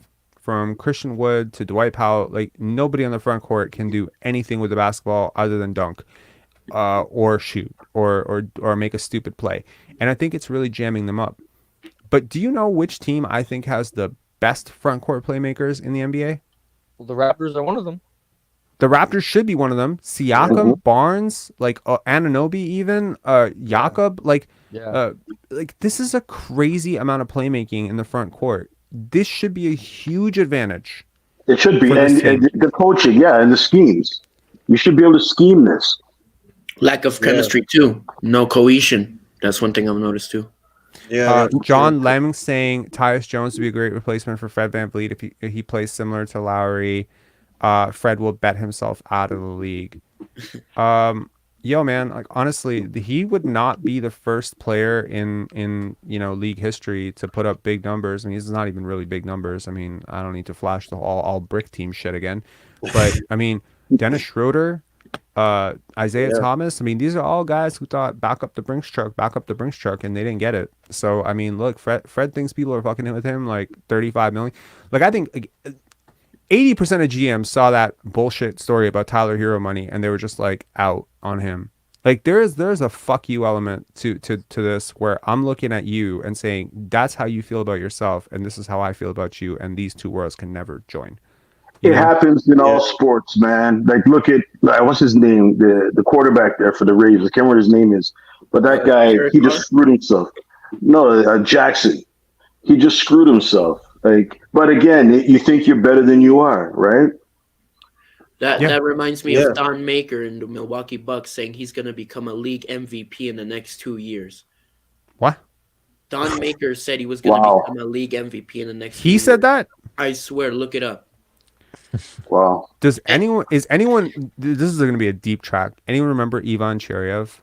No, man. No. Oakley, you too. Oh my God. Ivan Cheryev was a Canadian export. who was a basketball player. Yo, chat, please, someone tell me. I'm gonna feel old. Facts saying, yeah, you remember? This guy said, okay, I want to like Google the exact quote because I don't want to misquote it. Hold on, Ivan Cheryev. Whatever happened to Thonmaker? He went to the Pistons and he was playing horribly, and I think we cut him, and he's in the EuroLeague right now. I'm not really that sure. I have Yeah. just a question. Do you think we had any realistic chance of getting Spencer Dinwiddie for Fred VanVleet this season? 'Cause that No. would've been No, not really. I think Nets are gonna be looking forward to keeping their. Okay, I'm so not this saying is now, I'm saying so this before, is I'm saying this is the before. quote. This is a guy who was playing in St. Thomas Aquinas in Ontario, Mhm. and he's earned a spot in Canadian hoops lore. Okay, so he says so he was a 7-footer who was playing against absolutely terrible competition, and putting up really big numbers. And there was all this buzz about him because this was around, I think, 2005, 2006. This is like Bargnani time, Nicholas Skidishvili time, where people were like really really looking at, and it could be further ahead. It could be like 2009. I don't remember exactly the date. And he said the NBA wants Ivan Cheryev, the NBA needs Ivan Cheryev. And then scouts went to actually watch him play basketball, and the entire thing ended. It was Wow. over before it started. Manny Gill saying the NBA needs me. Oh my God. Yeah. And I mean, like, there are players like this all the time. I remember, if you've hooped, like if you've played basketball, that, like, when you're the guy in state championship, right? You haven't played nationally early, you haven't played a consistent schedule, or maybe you had a AAU team that had a really really soft schedule or whatever. You didn't really play anybody, it happens. Everyone doesn't play everyone, right? It's like 25 games. And so people start gassing you up because you played against really weak competition, but you don't know that you played against really weak competition. So you're comparing yourself against dudes who did play against really strong competition, and they put up 27 and you put up 27, and be like, yo, you just as good as LeBron. And it's like, oh boy, right? But then you go to the ABCD camp and you get absolutely exposed, or you end up being a 4-star recruit and you get salty. But then you go to the Division 1 and you still think you're LeBron because people in your fucking circle are not telling you the truth. And that is why, I mean, honestly, my biggest, like, I'm not worried one bit about Scottie. I know he hasn't had the season that any of us wanted to, but this dude right here, Brian Macon, God bless this dude, man. Like, I honestly, he will keep him humble, and he will always keep him directed, and he will never gas him up. And that is what I appreciate the most, is he's hardworking. Scottie's naturally hardworking. He's going to take this season as a disappointment, I'm sure. He's not going to look at this and be like, okay, well, I guess 15.7 points per game is who I am, 28% three-point shooting. I think he's just going to work even harder. I mean, last year you saw him, put in sweat equity after success, and I think anyone would consider last year a success for Scottie. A team that was not expected to make the playoffs, it gets up to the 5th seed, I think. 5th seed or 4th seed? Fifth, right? Yeah. And I mean, that would be considered a very successful season, right? Winning Rookie of the Year. Yeah. And then he goes into the offseason, he works really hard, comes out, it's not how he wanted it to be. And it's like, now you got to reconsider a lot of shit, You got to consider your rest, your recovery, your sleep, I think sleep could be a really big thing for him. He needs to get, like, he needs to start getting his rest, man. He works so much. Being in the gym at 12 o'clock, whatever, because he knows these early years are like development years, and he wants to maximize all of them. But like, at some point, you also need to recover. You need to take some time off. So I'm very curious to see what he'll look like under a new system, under a new coach. I think there's just sort of a human element to playing basketball with people that you're not really happy to play with, or maybe with a coach you're not happy to play with, or on a team that's sort of lost and directionless. I'm sure if tonight's game was like the difference between, making the play in or not making the play in, I'm sure you see a different effort, right? Because there'd be an element of desperation. But there's like the fact that no one on this team has pressed the panic button yet and been like, hey, emergency meeting now, we need to get our shit together. This is not acceptable. This is not, that no one is doing that is very sad. Well, but it's funny. Have you ever worked for a company where the manager is a dick or he doesn't know what he's doing, and you're like, you know what, man, this quarter, almost everybody's looking at each other like, yo, I'm not hitting my number. The other guy, I'm not hitting my number. Mm-hmm. I see what your point. I see your point. I'm not that way. If I'm in an organization that doesn't work for me, usually, I will fuss. I will fuss. I will cuss. I will throw things. I will get myself fired. I've been there, man. I don't want to get fired again.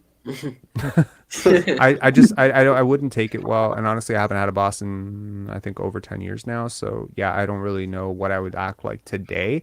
But there's but I have clients, right? I do have clients from time to time. I'm an editor, and I'll have a client, and to be honest, like if they fuck around too much, like they miss a couple of meetings in a row, I'm done. Like if you're gonna dick me around, like I don't need the money. Like I'm done. Like I call it what it is. I'll write an email. It'll be polite, and it'll basically be telling them to fuck themselves, but like it'll be nice. A nice way to say fuck yourself. You know, like I don't think this is working out. But yeah, I don't take shit. Like I think there are there's only so much control that a guy like Precious Achiuwa or Scottie Barnes can have on that locker room. There's nothing you can do, right? Alvin Williams sort of alluded to it in a very sort of backhanded way, where he was just like, "Oh well, you know, when you're in that position, you just need to be professional, right?" And then he kind of took a dig at Peyton Pritchard for wanting a bigger role. Yeah, It's like, bro, Peyton Pritchard's probably a better player today than Alvin Williams ever was. That's not even cap. Like I watched Alvin Williams every fucking day. I remember. Yep. I saw him live. Yeah. Well, do you not think that Scottie Barnes falls in love with the pass too much? Like, there's so many times you can be more aggressive and look for it to score. Bro, I think he was very aggressive tonight. I think he was very aggressive. It's just there's look, I understand what you're saying, but you gotta lean into what you do best, right? And what's best for your team, and that's got to be synthesized, right? Yes, Scottie's aware that he's a 28% 3-point shooter. You want him taking every single shot like he's Russell Westbrook. He can't do that. Also, he's really in an offense where everyone already does that. Everyone already takes every single shot available to them. Look at what Delano Banton did. Like I give Delano Banton player of the game just for covering my parlay, but like I mean, he covered the spread. Like, honestly, he's the only reason in hell that, like, if he had not been on the court, I don't think Fred VanVleet and Siakam combined could have covered that spread.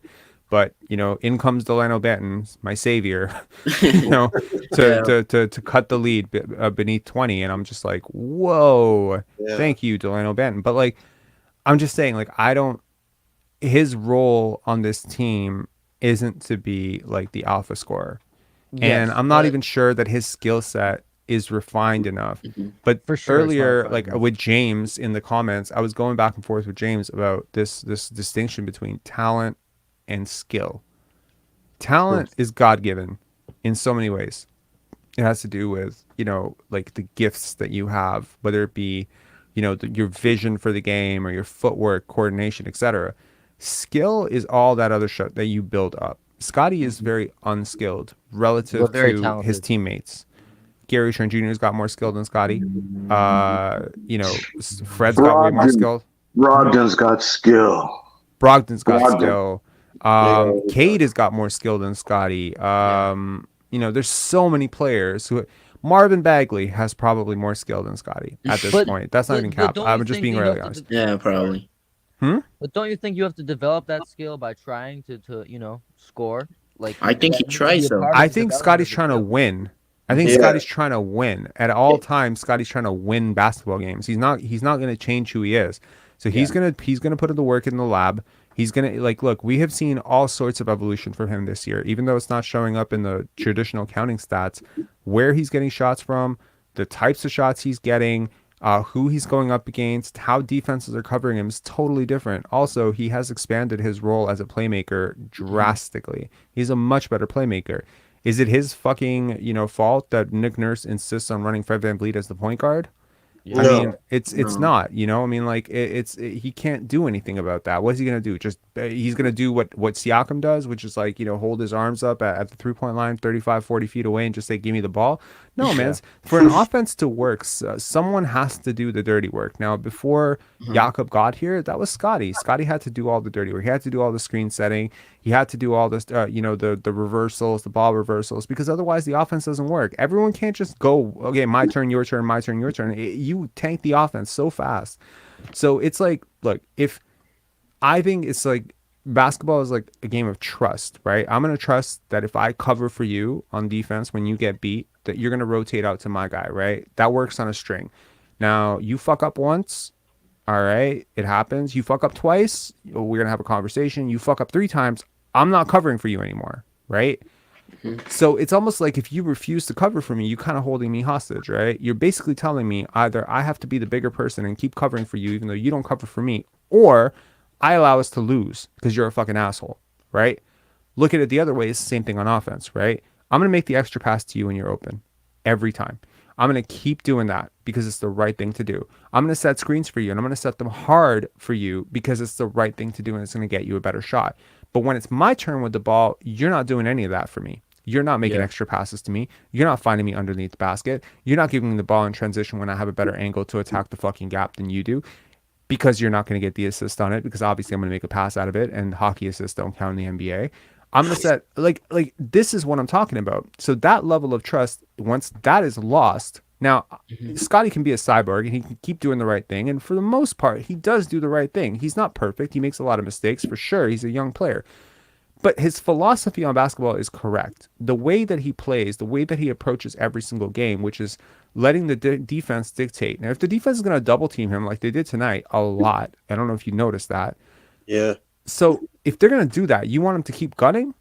No, I don't want him to keep gunning. No, I want him to pass the ball, because once you have drawn a double, you've done your job. As an offensive player, once you've drawn a double, you have done your job. If you take a shot from that double, it better be because the defense is doing a great job at shutting out all your angles. But the thing with Scottie is he's such a gifted passer. The defense cannot do that to him. Once you double him, someone's open. They're always open. He can make passes from left hand, right hand, backhand. He can make all sorts of complicated passes. So the evolution of Scottie is not going to be, 15 points per game, 15.7 points per game, 16.5 points per game. I see it as like 15, it might be 26, 24, like immediately. The jump could happen really fast. And knowing what I know, I think that jump will happen sooner rather than later. I think within the next 2 years, you'll see him jump up to all-star level for sure. But also, like, not only the right thing to do, which Scottie does do, which is make the extra pass, make the right pass, I also feel like that's what the Raptors need. The Raptors need ball movement. Whenever they play with ball movement, I saw this with my own 2 eyes against the Pistons and the Kings. They play excellently. I'm not sure about the stat, which was whenever they have a certain number of assists, they're like 8-0, 9-0. So I feel like Scottie is trying to do the right thing and also doing the thing that the Raptors need the most, passing the ball, moving the ball, trying to get a good flowing offense. But with Nick Nurse and Fred VanVleet just holding the bag, it's not going to happen. And Sir Cade has no. That's not going to happen. We're not trading Cade. Yeah, I agree. That's crazy talk. There are times where Scottie passes the ball and the guy doesn't take the shot. He makes another pass and then the ball just sticks, and then there's no movement that actually happens though. That's my point. Well, yeah, I mean, like that's on the coaches, that's on the Scottie, offense for sure. Yeah. Yeah, putting guys in situations where they're going to fail, right? Yeah, we're gonna bring on Zabi. Zabi, what's up, man? Zabi, what's up? Hello, Zabi. Yo. Hey, Rob, I'm gonna leave. okay, Yeah, absolutely, man. Have a good night. Good night, bro. Have a good night. Good night. To respond to this comment here, John Lem saying there can be a chance where Scottie never develops a constant jumper, but he can still be great player without one. Yeah, he could be good without one, but I think there's no chance in hell that he doesn't develop a jumper, man. He works too hard at this. I know for a fact that he's hitting more and more in practice. He will get there. For sure. I'm not saying he's going to become Klay Thompson or Steph Curry, obviously, but he can become a respectable jump shooter, man. It's just a new skill for him. And it's not like with Pascal, where like Pascal was already like this really decent long 2 guy and he just had to stretch it out or whatever. And yeah, so anyway, Zabi is having some connectivity issues. That's no problem. Anyway, any final thoughts, guys? I guess my only thing is you said you can't have more than one knucklehead. I agree. But also you can't have more than one how should I say, trying to be nice, basically, I wouldn't say, what do you call that? Somebody who doesn't know basketball well, like somebody who's, you know what I mean? Like you say Boucher. Low basketball IQ guys. Yeah, Yes. no, I agree. And look, like, I've been consistently, oscillating on Boucher. Like, do I like him because he hustles, or do I not like him because he constantly misses easy passes to his teammates, right? Like there's so many times where there'll be a fast break, whereas like there's an obvious pass and he's not going to make that pass. And I'm telling you from being on basketball teams that were like this, that when you do that to your teammate enough times, when you miss them and you screw up and you guys don't get the fast break, and it was like a 2-on-1 or a 3-on-1, or you don't get back on defense, like these types of things, they really bleed away at the chemistry. Like they massively bleed away at the chemistry of the team, right? So I think that can be somewhat distracting. Like early in the season, you saw a lot of negative body language. You saw a lot of hands up. You saw a lot of like, what the fucks. You saw a lot of like, sort of like pissed off people on the bench. But more or less lately, I just see defeated. I see people like who just look like, please end this. I see people who've just given up. And, on the one hand, you can, if you're the Toronto media, you can chastise them. I don't know. I hope they won't. You can chastise them, or you can empathize. You can empathize that playing in an offense that doesn't work, and sometimes playing with players who, take plays off, aren't defending very hard, aren't moving the ball, are playing for things outside of, the team and team winning. It's not easy. It's not easy. It's not easy, especially if you're young. It's definitely not easy. And playing for a coach who jerks you around and, plays you one night, doesn't play you the next night, doesn't play you for a whole fucking half, and then puts you in the third quarter for like 4 minutes because he's playing God with your fucking career. I don't think that's cool. Calls you out in the media for doing the same shit that your franchise player and your all-star point guard are doing, but he won't call them out. And he won't call them out in front of you, but he's calling you out in front of the whole world. And you're in a contract year and they're in a contract year, and he puts you on the bench. Like, I'm just thinking about Gary Trent Jr. here. Yep. I'll be honest, like I started this season out as a pretty big Nick Nurse fan. And for me to end up as like one of the biggest critics of him and just ready to move on for him so fast, and it's not me being emotionally reactive. It's not just, losing. But there's something that someone said to me yesterday. They said, these problems have been there for a while. They've been there for a while. They go back 5 years. Okay. Nick Nurse failing to connect with his players.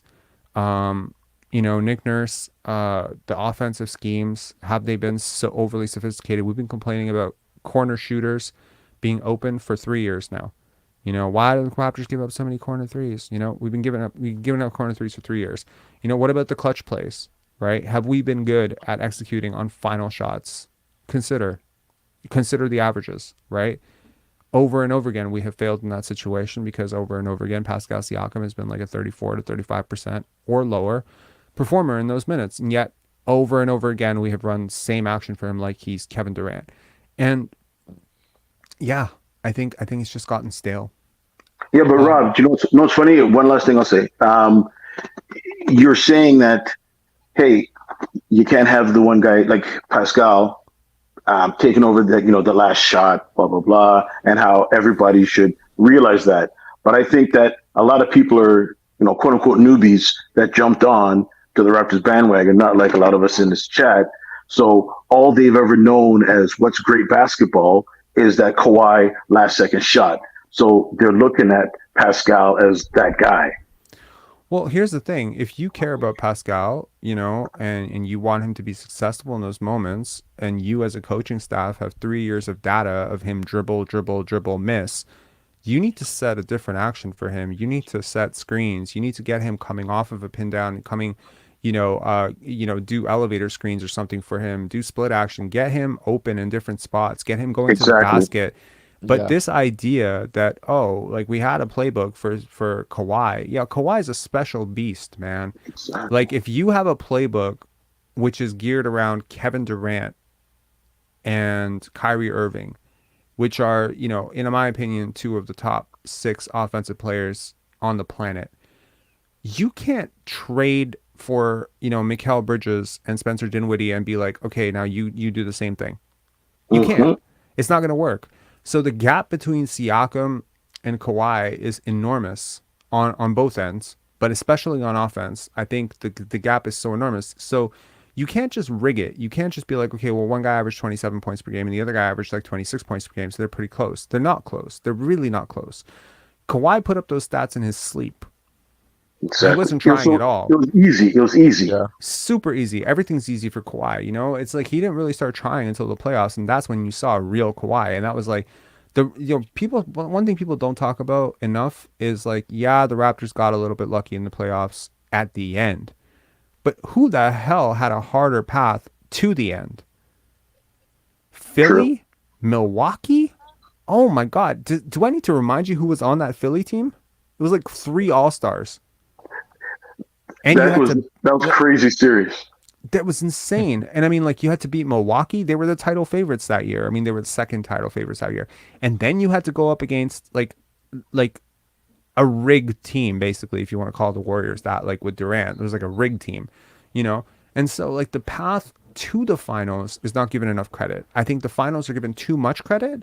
But if I could rewrite the sort of like narrative around Raptorland, it would be the fact that they got to the finals should be the championship. The fact that they won is just gravy. Because getting to the championship that year should be an accomplishment in itself. Like, people just need to put respect on that run. And they didn't have luck on that run. You know, I mean, yeah, you could argue Kawhi's shot was a little bit fluky, whatever, but he talked about it very openly. He said, look, I'd been short a lot that game. My legs were tired. I over-arced it. Like, he thought about it, like, in, you know, credit where credit is due. But yes, I don't know. You know, this is what happens when you have a game like this. You get sad and you start thinking about the past, I think. Anyway, Zabi, is your mic working now? Hey, bro, what's going on, man? Not too much. What's going on with you? Good, man. I still know what. I mean, I've been following you for a while. I'm glad that I was able to get on this conversation with you guys. To be honest, I don't even know where to start, man. I almost lost one of my close friends with the argument of Pascal Siakam and Fred VanVleet, and I had all the hope that these two, they're gonna turn this team around and prove them wrong, and I could finally go and tell him in his face, "See, I told you." But man, it's such a disappointment that I don't even know where to begin. I mean, I don't even know what are we doing in this play-in tournament. I don't know if you even remember last year, not even last year, sorry, when we were in the bubble, and even Masai said, "I am not gonna get into any no play-in tournament," right? And that was then. So what are we doing now? We should be the way in a better they place explain now, it, right? the way they explain it is because that play-in would have been in Tampa. So he said play-in Correct. for what? Because you wouldn't even be playing in front of fans. So now we have play-in for, okay, well, one game at Scotiabank. I'm of the same thinking, play-in for what? Because, you know, whatever, it's not going to be a fun series. And, you know, if it goes disastrously, you get bounced by Chicago. And you haven't really lost anything. If you get bounced by Chicago in a really weird way, you just won something. If you really want to think of it that way. Like, if you look right now, I'm in conspiracy mode. Okay. The earth is flat. Okay. You know, tin cap on. I should probably bring a tin cap. So let me just say this. If you lose in the play-in, you replace the Chicago Bulls win in the play-in. So these two things have to happen. You have to lose to the Bulls, and then the Bulls have to beat the Hawks. And I think it could happen. So because the Bulls have been playing better. I don't think people realize this. Like, the Bulls have played better. They put up a stinker every now and again. DeMar DeRozan is a career choker in the playoffs and high leverage moments. But he's put up big games. He hasn't put up big series. So in a single game, I still think he could carry you for a single game.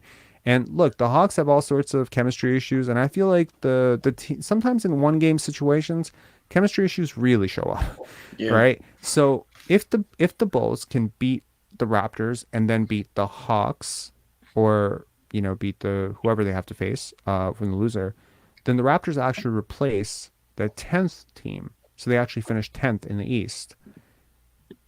So they finished. I think they finished with the 11th.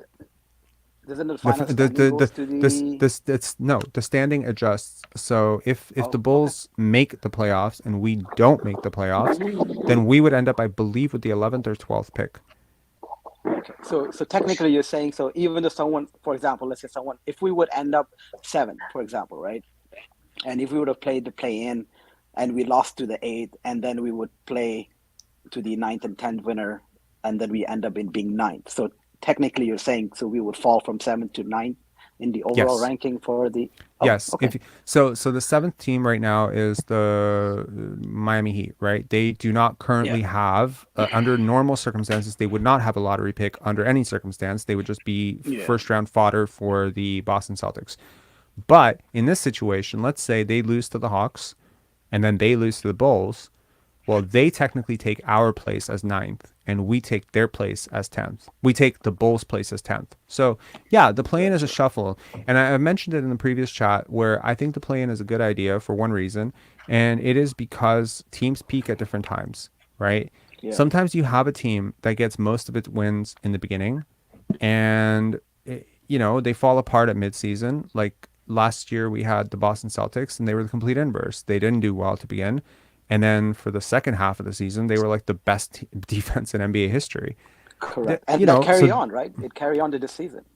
It carried on into the playoffs. So who you like you talk to any coach, they'll tell you the same thing. You want to be forget the record. You want to be playing your best basketball by the time you get to the playoffs. The Raptors were playing their best basketball. Honestly, it's hard to say because we were playing against shit teams probably like 3 weeks ago, right? So we're trending down at the wrong time. So I think that the Bulls are playing, inspired-ish with Pat Bev. They've been a better defense with him. Defense has been such a huge issue for that team, right? With DeMar DeRozan and Nikola Vucevic. Obviously, they miss Lonzo so bad. Yes. Good luck to Lonzo on, his surgery and recovering. So I just think that, if you look at that from that perspective, the Bulls are technically trending up. Their chemistry is good. They are playing together. They could beat us. Yeah, absolutely. And also on top of that, if it comes to from the Raptors' perspective, I don't really think that Raptors would really let DeMar beat them in the playoff, given the fact their history, right? And on top of that, I'm pretty sure that they're gonna get a huge if they really want to win and go into the playoffs, right? I don't think they will back down and try to take a hit and go back to number 10 and that's it. Because if they wanted to go that route, then why even bother at all? I mean, you give look, Masai Ujiri, obviously he wanted to give this core a chance. Maybe he got gaslit by Siakam, Van Vliet, and Nurse into thinking that he didn't give them a chance. Because look, like Bobby Webster has been pretty on the record that they didn't need a center. Like Masai Ujiri, like these guys, they've pretty much doubled down for 2 years that they could make this work without a center, that Vision 6'9" could work with Scottie, OG, and Pascal playing front court positions. Now suddenly it's like, oh, wow, we can't do it without a center. Okay, well, bullshit, right? I call cap. And they were right. They were right to begin with. The Vision 6'9" works. The problem is you've never really played Vision 6'9" because Fred VanVleet is 6'0". Yeah. Right? Correct. It's not 6'9". Exactly. And you always have the whole point of 6'9", the whole point of Vision 6'9" is you have no issues cross matching in transition. Right? If every player is Precious Achiuwa and OG Anunoby, you have no mismatches. Because they're switchy as fuck. So if you had a team of Pascal, Precious, OG, Scottie, and one other guy like that. Yeah. I don't know who that was. One of my close friends is very against this 6'9" team. The reason being, he has he gave me one of the examples because a basketball team is identical to a hand. You all have all fingers differently. You cannot have all same size fingers in your hand in order to operate properly, right? I disagree. I think you have to have. So it doesn't have to be everyone 6'9", right? Like the 6'9" element is just, it's a trend. Like it's whatever. The concept is you want players who can switch at least 4 positions defensively and switch into 3 different places on the court offensively. So the dynamic offense would be okay. Let me give you an example. Like I think the Boston Celtics are actually the best Division 6-9 that you can think of. You have Al Horford, and in a pinch, Yeah. he can guard most guards just well enough that they can't just blow right past him, right? But then you Yeah. also have Jayson Tatum who can do the same thing. He's about 6'8", 6'9", and he can guard almost Correct. all 5 positions, right? And then you have Marcus Absolutely. Smart, and he can guard in the post. But Marcus Smart is 6'4", but he can guard in the post. So you have a guy like Kyle Lowry. He's not 6'9", but Kyle Lowry can guard in the post. So if Kyle Lowry got cross-matched in transition on anyone but Shaquille O'Neal, he could actually still put up a decent effort, right? Kyle Lowry is Yeah. really strong. So it helps that Fred VanVleet is a decent defender, but he's not quite peak Kyle Lowry No. right now. And he was Absolutely not. much better last year. But the point of attack defense, constant point of attack defensive breakdowns from specifically Siakam on late rotations and Fred VanVleet on point of attack shit. Yeah. This stuff is going to create like massive issues for foul trouble. And, you know, at one point the Raptors are giving up like crazy percentages at the rim or within 8 feet. And Oh, so, yeah, like absolutely. in that case, like, you know, you're not really executing Vision 6-9 at all, but really the 6-9 element of it is it's disingenuous. It doesn't have to be 6-9. The concept is still the same. You have a guy like Jeff Doughton on the team. He's such a switchy, long, quick defender that if he got Yeah. cross-matched onto a small forward, he could still do something with that matchup. Yeah. Whereas with Fred Absolutely. VanVleet, if a small forward gets him in the post in transition, it's lights That's out. it. Like if he Yeah. can't swipe it, it's gone. Yeah. Right. So I as mean, long we as saw that, the matchup last year, right, with Tyrese Maxey. Like he just ate him alive, right? yeah, he did. But actually, you know, again, I'll reiterate it for the 1,000th time. I think it was James Harden that killed us. I think Maxey got secondary action off of Harden's breakdowns. Like if you look at the Yeah. breakdowns, like it was the whatever that version of Harden was, you know, like out of shape, washed apparently. He doesn't deserve this, doesn't deserve that. And we were sending 3-4 defenders at him. By the time he got 3-4, he got a paint touch. He got his foot in the paint. Suddenly, Tobias Harris is open in the corner. Niang is open. Tyrese Maxey is open. Now Tyrese Maxey, it's totally different if you and you notice that after Fred VanVleet was done, Tyrese Maxey's big games didn't come back, right? Look at his numbers prior to game 3. Look at the first 3 games and the last 3 games. I dare anybody out there, post it in the chat. Tyrese Maxey averages first 3 games with against Fred VanVleet and the last 3 games without Fred VanVleet. The issue is that if you have a guy like Gary Trent Jr. or Fred VanVleet that is constantly going to leak, then you send help. And if your rotation is not perfect, like right now the Celtics are figuring it out defensively. It takes sometimes an entire season to figure out how to rotate properly because there's so much complication and there's so much stress that goes on. But it helps when you have length, man. It's never going to be a disadvantage to be long and tall in the NBA. No, Always feel absolutely that not. way. I mean, the movement, it all comes down to, you know, like the sharp turns, you know, like ducking and going, cutting players, getting into the paint, go to the rim. I mean, if you're too big, you can't really do that much. And plus you clutter the paint, right? So, and I mean, with our team, I think we really do need a at least a 6'3", 6'4", possibly a 6'5" guard. VanVleet ain't cutting it anymore. I think VanVleet. So if the I'm best understanding this thing correctly, you almost lost a friendship because you supported Fred and Pascal? Correct. Yeah, because he hated him, right? And I was like, no, man, you have to give him. You have to give him. You have to give him. Did your friend follow this channel? No. No, he didn't. Send him my salutations. Look, honestly, man, it's not even about hate. Like I get accused of hating these dudes a lot. I have a lot of respect for them. I just don't like the way they're playing. Same. And It's look, facts. It's facts, not hate. It's facts, I mean, yeah. I mean, look, if Chris Boucher, like you remember last year where Chris Boucher got a really rude awakening. I think it was like in Tampa actually 2 years ago, where he was given the keys to the offense for one single game, and he found out just how terrible it was to be the man for one game. Right? Like how much defensive attention. And he's often referenced that one game. And I think it was in Tampa where a lot of people were out with COVID and he was forced to be the man and he had this terrible game. And he's like, prior to that game, I really thought one day I'm going to be an all-star. I really thought that.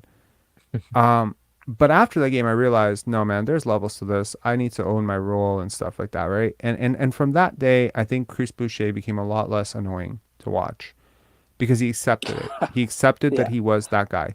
You have to correct. have buy-in into roles. Like Keegan Murray, was the best player in college basketball last year, in my opinion. He really was. He was like one of the most error-free players. He was a massive scorer, comes into the Kings offense, and despite being only 21 years old, he immediately accepts this sort of fifth option release valve role. He's going to average 11 points per game, but he's going to do it on a winning team. Mike Brown has clear communication with him about what his role is going to be. It's going to change throughout the year, and he does it. And you have a rookie who can figure that out, but you have like 7-year vets that can't figure it out for the Raptors, and that's really frustrating for me. So someone had to communicate to Fred VanVleet and Pascal Siakam, listen, this is not going to fly. You can't play this way. We're not winning with you playing this way. This is how we're going to adjust. But that Yeah. conversation didn't happen. That conversation needs to But happen between guys. But yeah, do you think that they would not bring this at all? I mean, I work for a bank, right? And whenever that there is any type of uh, uh, like conversation needs to be done with a supervisor or manager based on your performance, like we do sit one on one, right? Do you not think that they do the same thing at least they once do. a week, once a month? They do, right? They have conversations, but I mean, like at some point, right? We are hearing right now that the Raptors front office and coaching staff are completely fractured, right? On the one hand, you have Yeah, Nate Bjorkgren and you have Nick Nurse and Fred VanVleet on some levels, right? Because these are the guys who've been on their press tours and they've been doing damage control in the media, airing out shit. yeah, And then you have Masai Ujiri on one side. And I tell you, like I just from instinct and experience, like just watching Masai talk about guys like Precious, Scotty, OG, he really believes in them. He really does. He believes in his well, scouting work and these absolutely, it's guys. good. I mean, as a coach, he has to, right? He has to believe in his team, right? But No, no, no, the I'm not at the saying I'm same not saying time, I'm not saying Nick Nurse. I'm saying Masai Ujiri. He's not the coach. He's the president. So oh what yeah, I'm yeah, saying is, like, as the guy who brought those guys in, he had a vision for what they're supposed to be, and I think it's very clear to him that that vision has been executed. And it's one thing if it's one guy, it's one thing when it's all the guys. And I think one thing that someone said to me yesterday is like as I said, like this has been an issue for a while, but losing exacerbates everything, and you have no Tampa to blame now. It's not like, oh, we didn't yeah. have fans, everything No, COVID, blah blah blah blah blah. No, but these issues were there in Tampa as well. Selfish basketball, disconnected defense. It's been there. Last year, it was there as well. They had to have a yeah, huge conversation with Pascal Siakam last year, and you're talking about yeah, conversations with players. They had a huge conversation with Pascal after he came back last year. 4 games after he came back, I think they lost 3 out of 4, or they lost all 4 games. The defense went from, like, I think, if I'm not mistaken, it was either seventh ranked or eighth ranked defense to the worst defense in the league with him back. Okay, and yeah. they had to have a conversation with him, and everything was water in the bridge, and everything was good, and he was happy to have that conversation. It was totally different from the conversation they had in Tampa, which was not a very good conversation, and it was very hostile, and he got fined and all that shit, right? At some point, you cannot ask this guy to be a leader of your team. He can be, Yeah, a leader by example. He could yeah, potentially be your best player, but I don't think he can be your leader. Because I don't think he's willing to have difficult conversations. I don't know if he's willing to have difficult. I'm hypothesizing. I think that he's not willing to have difficult conversations, and I don't know if OG's built like that. I don't know if Fred's the right person for that either. So yeah, in a lot of ways, all these guys kind of licking their chops, waiting for Kyle Lowry to get out of the way so they can lead. Well, now lead, like Lowry's gone, lead. yeah, But yeah. like it's But he can't. difficult. And Yeah, so, for a team that lacks a natural leader, and I think Scotty's a natural leader, but maybe, this team is not willing to be led by a 21-year-old. Well, of maybe your course. coach has to lead for a little bit, because that's what Yeah, I mean, Casey did, right? you don't become a leader. You're born a leader, right? I mean, it has to be in your I think you, nature, I think you, I think you can become a leader, but I also see what you're saying. Yeah. right? I mean, if Yeah. it's not in your nature, which I mean, and I'm talking about Lowry, right? Lowry had the leadership in his nature. right? That's the But I reason feel like, why. look, like let's be real. Like a lot of the shit about Kyle Lowry has been so curated and masked and glossed over. Now, I'm never going to deny that Kyle Lowry is a hell of a player, and he's great, Oh and no. he's a Oh Raptor yeah, legend, and arguably the greatest Raptor of all time. Although I got to be honest, I still give it to Vince. But let me say this for the record: Kyle Lowry came into the Raptors situation as a malcontent and a head case and someone who was impossible to coach. He did yeah, not talk to DeMar DeRozan for his entire rookie yeah, season. year, yeah, Not once.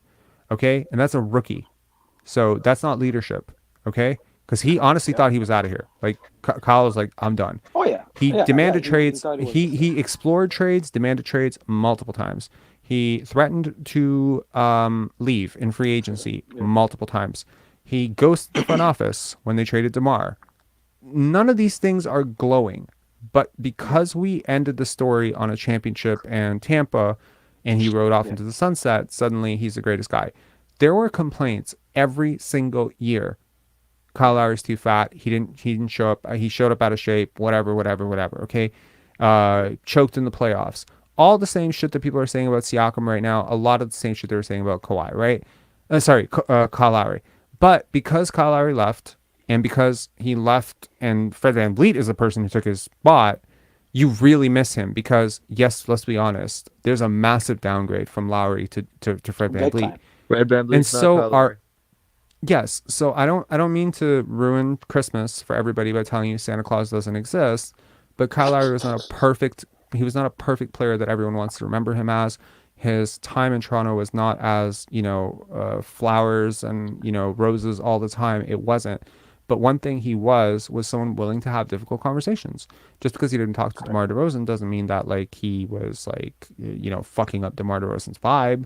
He was Absolutely, prickly. He was prickly, absolutely. like he was a prickly Yep. dude. He didn't trust people. But once he trusted people, you heard all sorts of stories of Kyle inviting people, over for Thanksgiving. Like he was cool with people's family.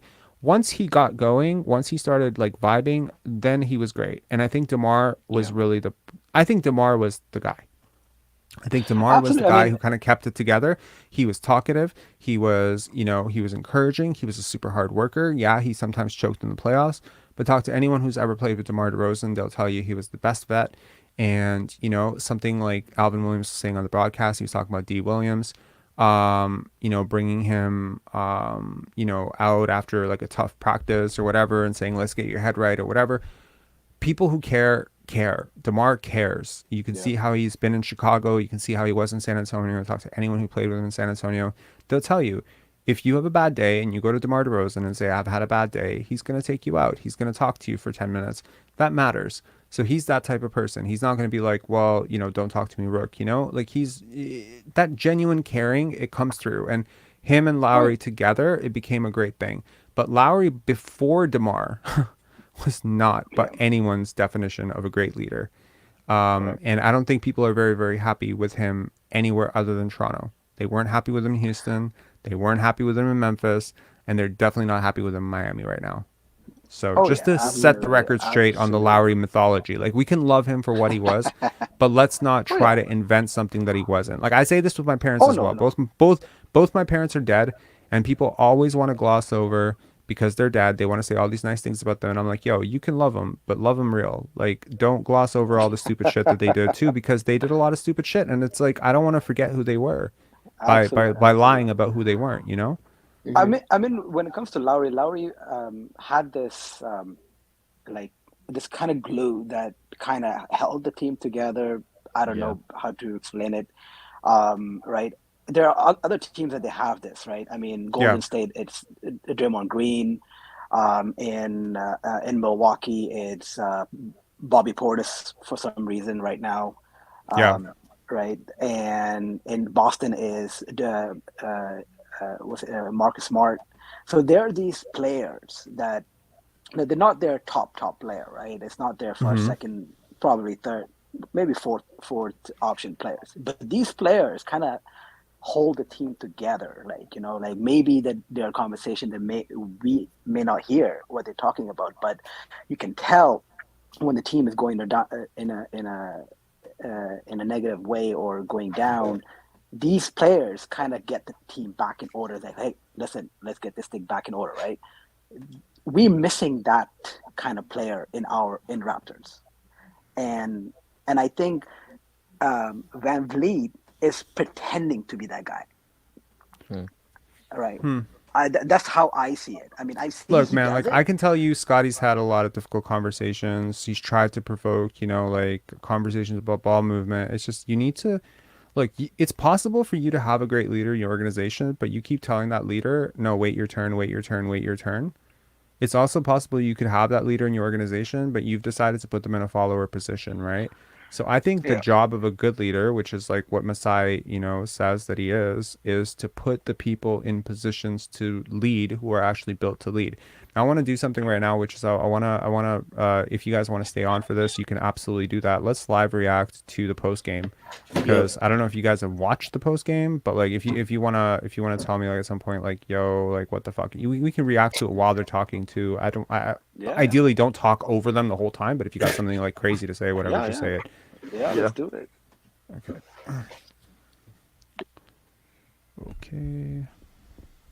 I thought we were competing in the half court, caused a lot of turnovers. We didn't convert, and then they come down and they make threes. Are we and they seeing get to it? the line and Yeah. we're taking out our I see basket it. and we're Okay, not good. converting. And then you look up and it's 10-15 right away. So claw back from there. It was just a tough start in that regard. But yeah, I think just not converting and those opportunities. I think we just kind of like lost our own energy there. You know what I mean, so to speak. So disappointed for sure. And you never really want to be on the wrong side of those ones. So it was tough for sure.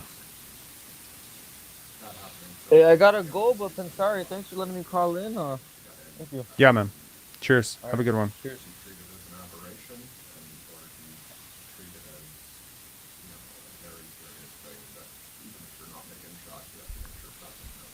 Yeah, I mean, I think the message at halftime was just to show a little more fight and grit, regardless of the circumstances. I thought that, we kind of just lapsed there for a couple minutes and, they chased down their own misses and beat us to all the 50-50 balls. So, yeah, certainly need a little bit more. Maybe didn't need to be 30, you know what I mean, a half, whatever it was, something crazy. It could have been a little closer than that, regardless of how poorly, we played or started or whatever. But we showed some fight in the second half. Nothing to celebrate and no more victories. But we got more chances. We got another game on Sunday to play better, and we should be thankful that we have an opportunity next week.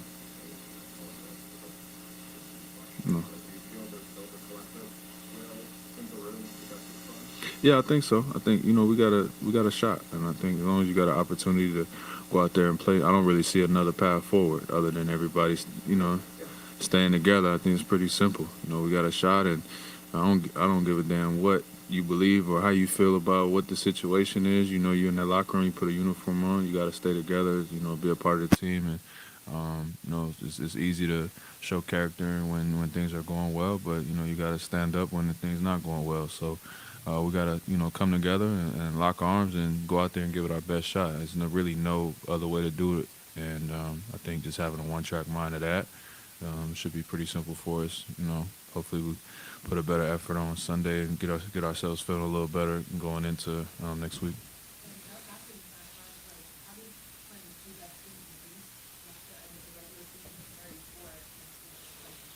Yeah, well, these two didn't really do much for us, you know what I mean? But hopefully Sunday is a better showing for us. I think obviously it shows the level and just the connectiveness that you need to have and just, Bro, the Milwaukee Bucks are playing their G squad against you. It will definitely be a better effort. Are you crazy, man?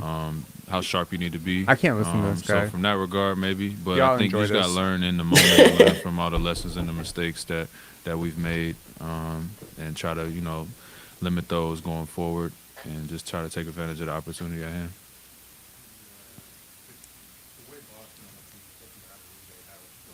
Yeah.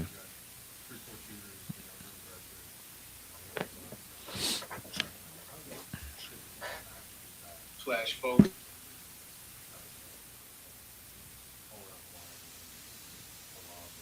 Yeah. I mean, that's the way the game's going. So it's definitely tough to guard. And anytime you don't show much resistance, it's good luck. You know what I mean? So you got to find a way to slow the rhythm down and try to. Our pressure was good enough to create turnovers early, like I said, but. You got to try to take them out the rhythm and just slow them down a little bit. But once they got going, it was tough to keep up, and they just kept shooting and knocking them down, and we just didn't do a good enough job of recovering from that. And it takes a lot of firepower to try to dig yourself out of that. But again, we got more opportunities ahead. It was the strangest start to the game because we were really ready. I think we turned them over 5 times in the first 3 minutes. And we got nothing out, and we turned it right back over in the transition, right? Really ready to go defensively, really good. And then a little bit deflating, that we weren't turning those 2-on-1s or whatever even into shots a couple times. Okay, so that's one thing. And then, my first time out, I think we were down 10-2 or 12-2, and I was like, my God, we've played great defensively, right? And we're down 10 points in 5 minutes. But then I thought we hurt ourselves a little bit offensively. I thought we were getting a lot of paint touches, but the paint was really crowded and we weren't getting it out enough, and didn't finish, or they blocked. They had a series where they blocked a few shots. We just made some bad choices there, and that's what got us into the defensive. Then it got tough. We were really hurt in transition out of some of those. Just not getting back, or if we were back, it was a quick early drive and either at the rim or out to a 3, and we just weren't rotating out very good. So, I think we talked about this a little bit before the game. Our defense has remained pretty solid even when we're going through these shooting slumps, but tonight it did not. That was a long answer to that first question.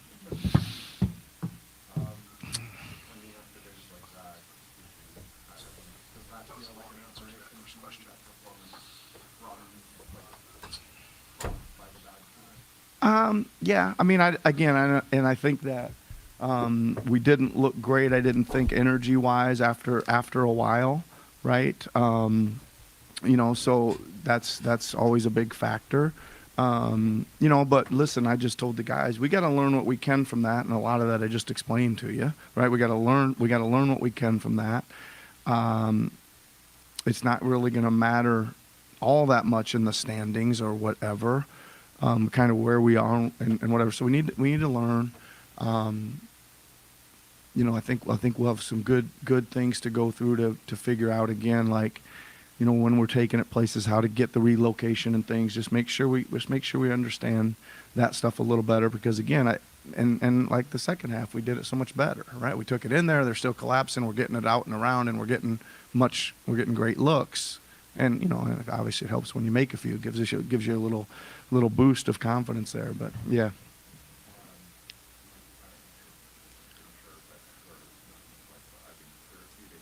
Yep. Uh-huh.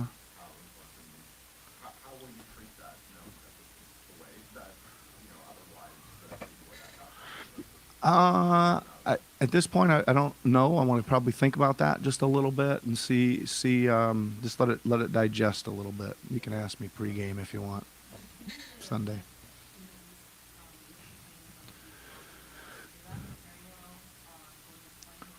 Well, it should a little bit. I think that I think that you come out of the game the other night and you feel like, geez, we really played pretty well and pretty tough, and had our chances to win it, right? Even though we didn't, again, we talked about, we didn't probably make enough offensive plays to win it, but we still had our chances. So yeah, I mean, that should give, and it's also good to really be tested at the highest level. I mean, they were, give them a lot of credit. They were playing great defense, right? They were doing what they wanted to do defensively at a high level, an energetic level, a connected level, and it's we need to be able to make the reads against that stuff too, because that's what we're going to see coming up next week. Mm-hmm.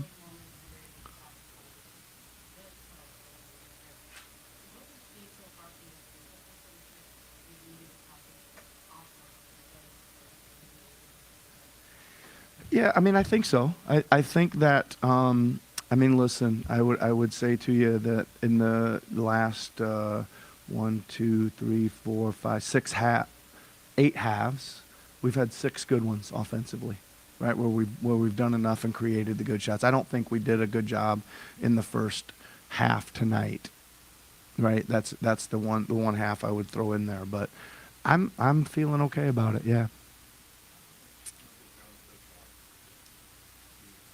Yep. Yep. Yeah.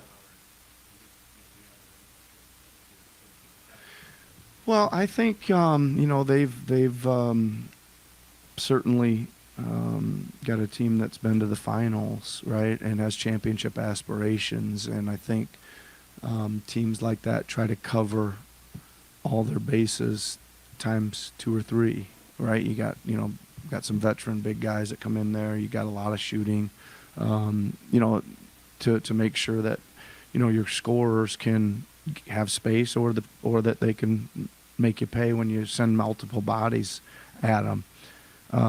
So yeah, I mean, they got a very, very good team, as their record indicates and as their pedigree indicates right now.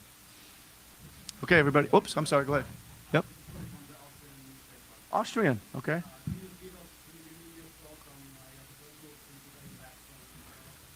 Yeah. He's been very good for us in a number of ways. Probably start with defensively and He's talking about rebounding and Jakob. rim protection. He's been a pretty good screener and roller for us.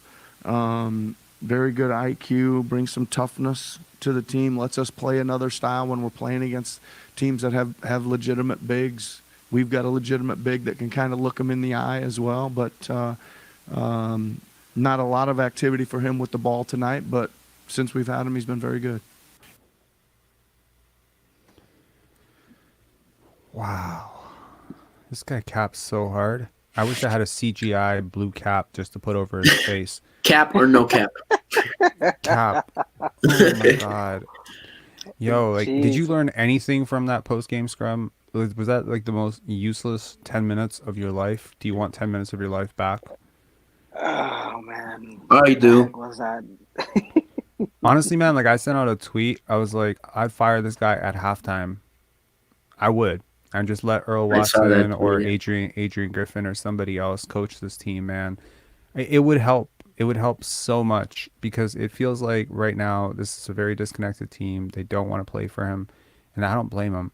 Like I listen to this guy talk, I see him smiling, laughing, being affable and shit, and it's like, yeah, I don't necessarily want you to go and cry in your post game scrum, but to me, it's like what he's talking about isn't what happened, and it's like if he's saying this and he's saying something else behind the scenes, I respect that. Fine. You don't want to air out the dirty laundry, but like, I think to some extent at this point, gloves are off, right? I think you need to be honest about what actually happened in this game. You got severely outclassed, outworked, out hustled by a way better team that wasn't healthy at all. I don't want to hear about Milwaukee. I don't want to hear Fred VanVleet talking about like, oh, we got plenty of chances coming up. Like these are your What leaders. chances? We have one. Yeah, we have one chance, One and chance, What?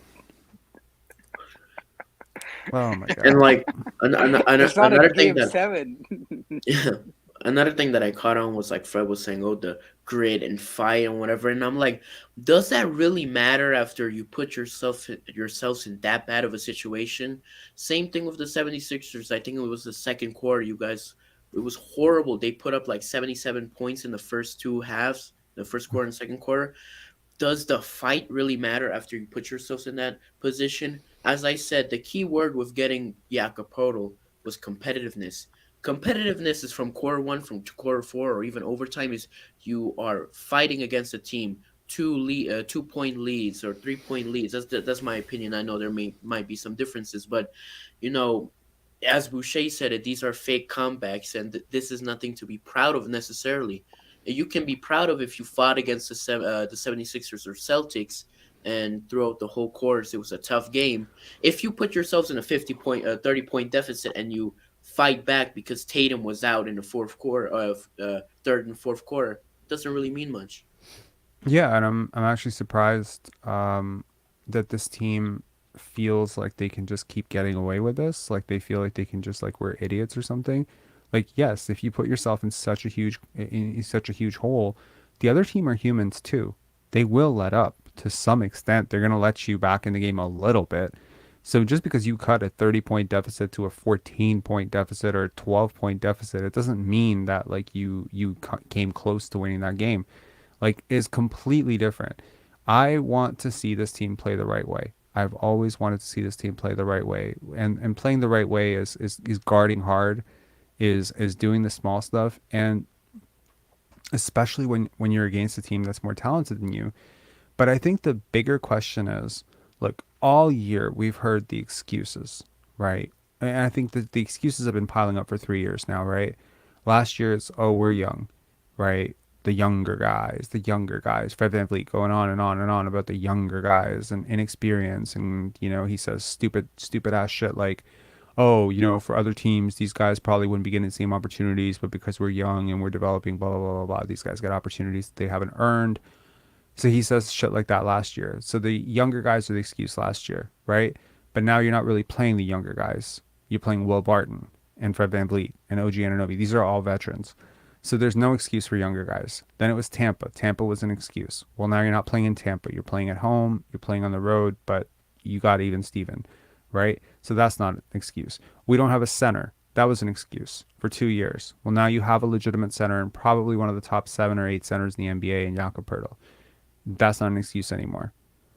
But we keep ducking the elephant in the room, and the elephant in the room is your top 2 guys just aren't good enough to play the style of basketball that you're playing right now, and your team philosophy, defensively and offensively, is busted.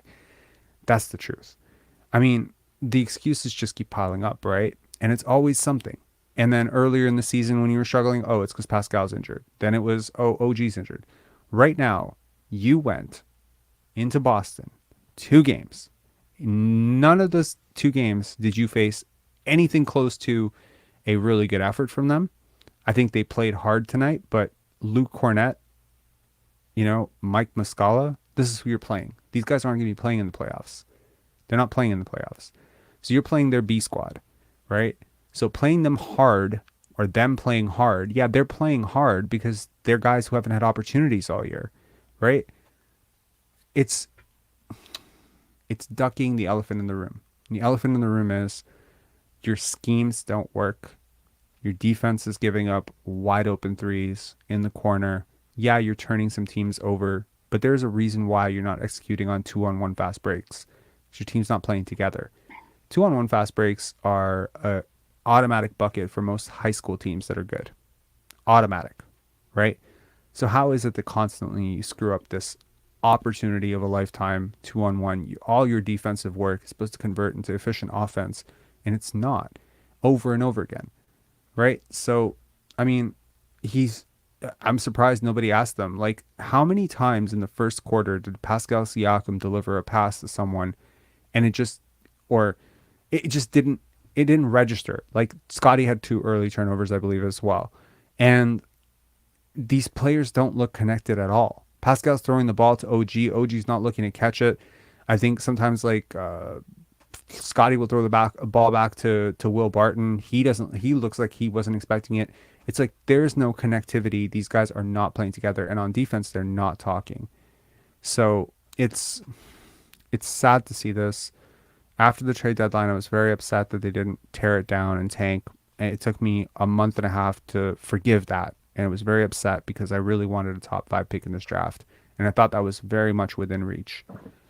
And now I'm trying to get my head around trying to root for this team, but it's very hard to imagine a team this disconnected performing well in a do or die situation, especially when the 2 guys that I know are going to be given opportunity after opportunity are just so proven to not be very good fourth quarter closers. Well, Rob, I mean, you can still manifest getting Wembanyama. Yes. we must manifest that into existence. Yeah. Victor Wembanyama will be a Raptor. Let's make it happen, guys. I mean, yeah. The funny thing is, I mean, in the month of March, I was actually hoping for us to kind of lose games because, like, I didn't want this fake effort to try to get to the playoffs, try to get the 6th seed at least. I knew it was not going to happen. There was no way. There were teams that they would not happen, and especially on top of that, Siakam saying that you don't want to see us in playoffs. I'm like, yeah, he just said it. Now it's never going to happen. And I was actually hoping. I'm like, you know what? These teams, you need to lose it. Just tank it. Just go and get your pick that you can get at least 7-6. Hopefully, just like last time, we got a 4th pick. Maybe we might get something like that again. But Well, I cited specific examples in my previous Victor Wembanyama manifestation video, which you're free to watch after if you haven't seen yeah, I it saw it. Yeah, already. I saw it. Yeah, I saw it. Yeah, like I mean the odds, like Andrew Wiggins 1.53, I think Derrick Rose 1.73. So it's happened before, and I think, Adam Silver, if you somehow see Listening. this, dude, we have been through hell as a fan base. I can't. Look. I follow other teams. I hear what other people say. I listen to Pistons broadcasts sometimes. I'll listen to a Pistons podcast or Celtics podcast or Indiana podcast. I check around the league. I'm a hoop head, Or and I you'll tell listen to you, me complaining about Killian Hayes. what did I tell you about using those 2 words on this Oh, live? I'm I'm gonna sorry. boot your ass, man. No more KH talk. I'm tired of hearing that guy. Okay, the scrubbiest fucking player in the NBA. If there's 450 players in the NBA, he is the 450th best NBA player, and I He have to had listen to. 28 points today. People were trying to say he's, oh my God. Not trying to convert this into Pistons talk, but he had 28 points today. And people were like, he's back. He's averaging 10.1 points. He's going to be great for the shit. Pistons. Oh my God, dude, I want it. Whatever. I Yeah. mean, good for Killian, man. Good for him. If he does it again next year a couple times, we'll remove the ban. But until then, the ban stands. Yeah. If you're gonna be on the show, don't talk about fucking Killian Hayes. All right, guys, it's been a pleasure. I think let me know in the chat if this sort of group thing worked well. I think it worked pretty well. It was highly entertaining for me. I enjoyed it. Oh, Yeah. this was amazing, man. Yeah. All right, like it. guys. Have a good All right. night and sleep well and Good night, Rob. enjoy Sleep the well in the draw. yeah, Peace and out, and man. sleep well and enjoy the Milwaukee Bucks D team coming over and facing off The next against effort. Thanasis next effort. Antetokounmpo. Thanasis will That's put gonna up be great, 30. man. He's Thanasis gonna will put up 42. Thanasis is gonna put up 40. All right. Cheers, guys. All right. Have a Good good night, one. Rob. Take care, man. Good night. See ya. Alrighty. So I am just going to take this opportunity to say thank you to this community for sticking around. All 194 of you. This has not been the season that we wanted at all. Good news, it's almost over. It could be over as soon as next week. And if it's not over by next week, it'll definitely be over in any meaningful way by the week after that. And what I'm looking forward to is accountability. As Ime Udoka preaches, accountability. Someone's going to need to hold the buck for this. Someone, because that's what happens when things don't go as we want them to. We have a fall guy, right? We have a scapegoat. We have, explanations because the fans demand explanations. We were sold on, second round or bust earlier in the season before the Jakob trade. At the Jakob trade, when we made the Jakob trade, we were sold on 6th. We were sold on 6th place. No, this team is good enough to make 6th place. Now we're being sold on the potential greatness of 9th. I think that one of the most toxic things that people do is they lower the bar slowly. They lower the bar. They lower the bar so that they can meet the high water mark, right? They'll be like, I don't know. It'll be something like, I'm going to be on time every time, I promise. Okay, I'm going to only be late like a couple times. Don't worry. I'll only be late like 5 minutes a couple times. And it's like at some point, if you keep letting that person get away with it, they're going to be late 30 minutes every single time, right? You got to set your standards. The standards are, this is a very good front office that has performed disastrously this year, okay? This is a very smart coach who has lost his team. This is a team with a lot of talent that is completely not playing together and is totally out of touch with each other, and they are not, and things have to happen. Obviously, if you follow this channel, you know exactly what I want to happen. Obviously, right? I want heads to roll. I want people to be held accountable. And I want Nick Nurse gone. I want Nick Nurse gone, and I want Fred VanVleet to have an attitude adjustment, or I need him to get out. Okay? I'm looking forward to the press tours. More Pascal Siakam going on ESPN. Yo, NBA players watch ESPN. I'll tell you that right now. They do. Okay? They do. United States, you get ESPN. And I got to tell you, the circulating clip of Pascal Siakam saying teams don't want to face us in the playoffs, trust me, that's bulletin board material. Because you remember Scottie Barnes telling Quentin Grimes, you is not him? You remember that? Because he shoved Pascal Siakam, and Scottie Barnes took offense to that on behalf of his teammate, because he's like, who the fuck are you? Basically, you is not him is who the fuck are you to be doing what you think you're doing? Well, I think the Boston Celtics just collectively waved their fingers at the Raptors in back-to-back games, resting key starters, and still beating us easily, might I add. They're telling you, you is not them. We're not afraid of you. The Milwaukee Bucks are not afraid of the Toronto Raptors. The Chicago Bulls are probably licking their chops that they get to come in and face the Raptors. And I'll tell you right now, the Miami Heat are not afraid of the Raptors. There's no superstar on this team. There is no star player that evokes any sense of fear in anyone. You look at what the Sacramento Kings are doing, and I feel that they're being very discriminated against and very, slept on, but for good reason. They don't play a lick of defense. And yeah, if I have to choose whether I want to face Ja Morant in the first round or Kevin Durant in the first round or De'Aaron Fox, yeah, I'm going to choose De'Aaron Fox. Right or wrong, doesn't matter. Doesn't evoke any fear. The fear factor is really big in basketball. I think sometimes it goes both ways. If you have a superstar on your team, it fills you up with a sense of, we can do this, right? It's one thing when you have that guy. You have a guy like Kawhi, where you know he's going to show up for the big games, so you better show up. He's definitely going to show up. I think if you're a Gary Trent Jr. or a Precious Achua or a Chris Boucher or a Scottie Barnes or an OG Anunoby, you're looking around, you can almost set your clock that these two are not going to show up. That your two best leaders, your best players. I mean, Fred VanVleet's been on this for a couple of weeks now, right?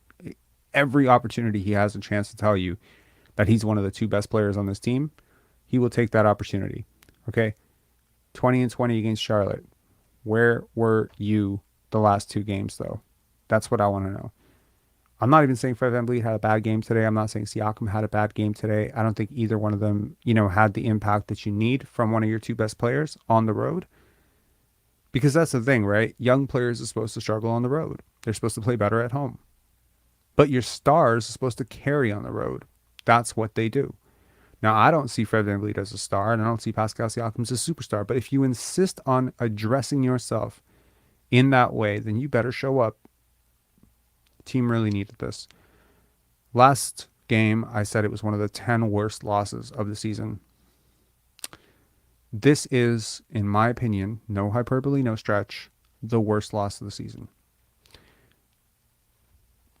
I think it's the worst loss of the season. It's not because they lost, it's how they lost, it's who they lost to, it's the time of season that they lost.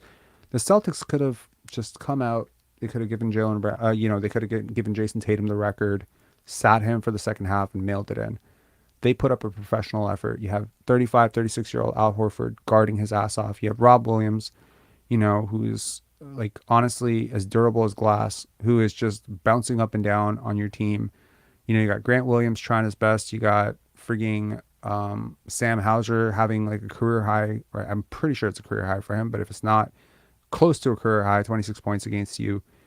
Peyton Pritchard running and one mixtape on you, right? I mean, this is a team that came to play when they had nothing to play for. The Raptors are a team that did not come to play, even though they had everything to play for. You are not going to get your season back on track against Milwaukee's D team. It's just not going to happen. It's not going to happen. It's not a real test, right? This was the test. You failed. Now you get to go into Chicago. You get to go into, the play-in, face Chicago. You have a huge uphill battle, but you made your bed. Now sleep in it. I still hold out hope that the Raptors can make the playoffs. I know, I made that entire video about Victor Wembanyama and how I'm rooting, and I'm just saying, after everything that this team has been through this season, the number of people who have been shafted out of roles that they were promised, the number of people who haven't gotten to jump, the number of people who have taken the blame as 3 people basically hijacked this entire season to get themselves paid. Yeah, you kind of want a happier ending than this. I'm cool either way. So, someone saying, praying for a DeMar 50-plus game. His playoff track record is not great, but I wouldn't put it past them. The Raptors do have the capability of shutting down stars, a single star. But yeah, Zach LaVine could explode. He can go crazy, right? He could. I think Pat Bev is going to give Fred VanVleet the work. Pat Bev is a guy who shows up. Like, I think he's got the energy. He's got the right energy for this. A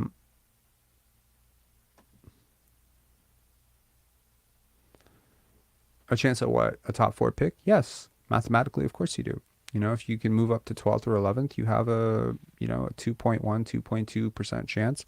And as I've shown before, teams have won the first overall pick with only a 1.7, 1.5% chance. So yes, you do have a chance. For sure. Not a good chance, obviously. That's what 1.5 is.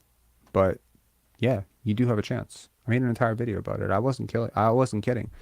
Definitely do have a chance. It's not a good chance. Again, it could have been a much better chance, but you'll have a chance. 1 in 50. It's not possible. It's not impossible.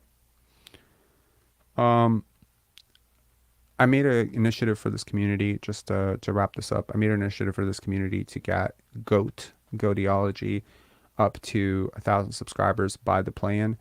I don't know if y'all gonna make it, but if you're watching this and you haven't subbed up to this dude's channel, it is awesome sauce. It's a great channel. Make sure to give him a follow. Make sure to give him a subscribe. I think you guys crossed him up to 250 today. I had a chance to connect with Goat on Twitter. He's a really solid dude, man. I was really happy to find out who it was.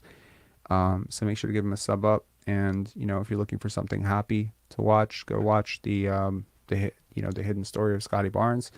And if you're looking for a wrap up on this season, watch the entire 2023 entire season in 8 minutes. I'm going to keep giving this guy a shout out. I'm going to keep giving him a shout out. I've spent a lot of time shitting on other content creators that I do not respect and that I do not like. That to find somebody that is making really good content in the Raptor space and, in the NBA space in general, I'm always going to support that. You know how many times I've shouted out NBA Storyteller, Athletic Alchemy, Thinking Basketball, and I hope that some of you guys subbed up to those channels if you hadn't heard of them before. And, Jimmy High Roller, Kenny For Real, there's so many good content creators out there, and I always want to put the shine back onto the people doing the right work. I mentioned it before. I hate spam. I don't like, the clickbaity stuff, the stuff that has no substance. It's bad for your head. It's bad for your soul. This stuff's good for your soul. So go check out Goat if you haven't already. And yeah, I'll see you guys after the Milwaukee thing. But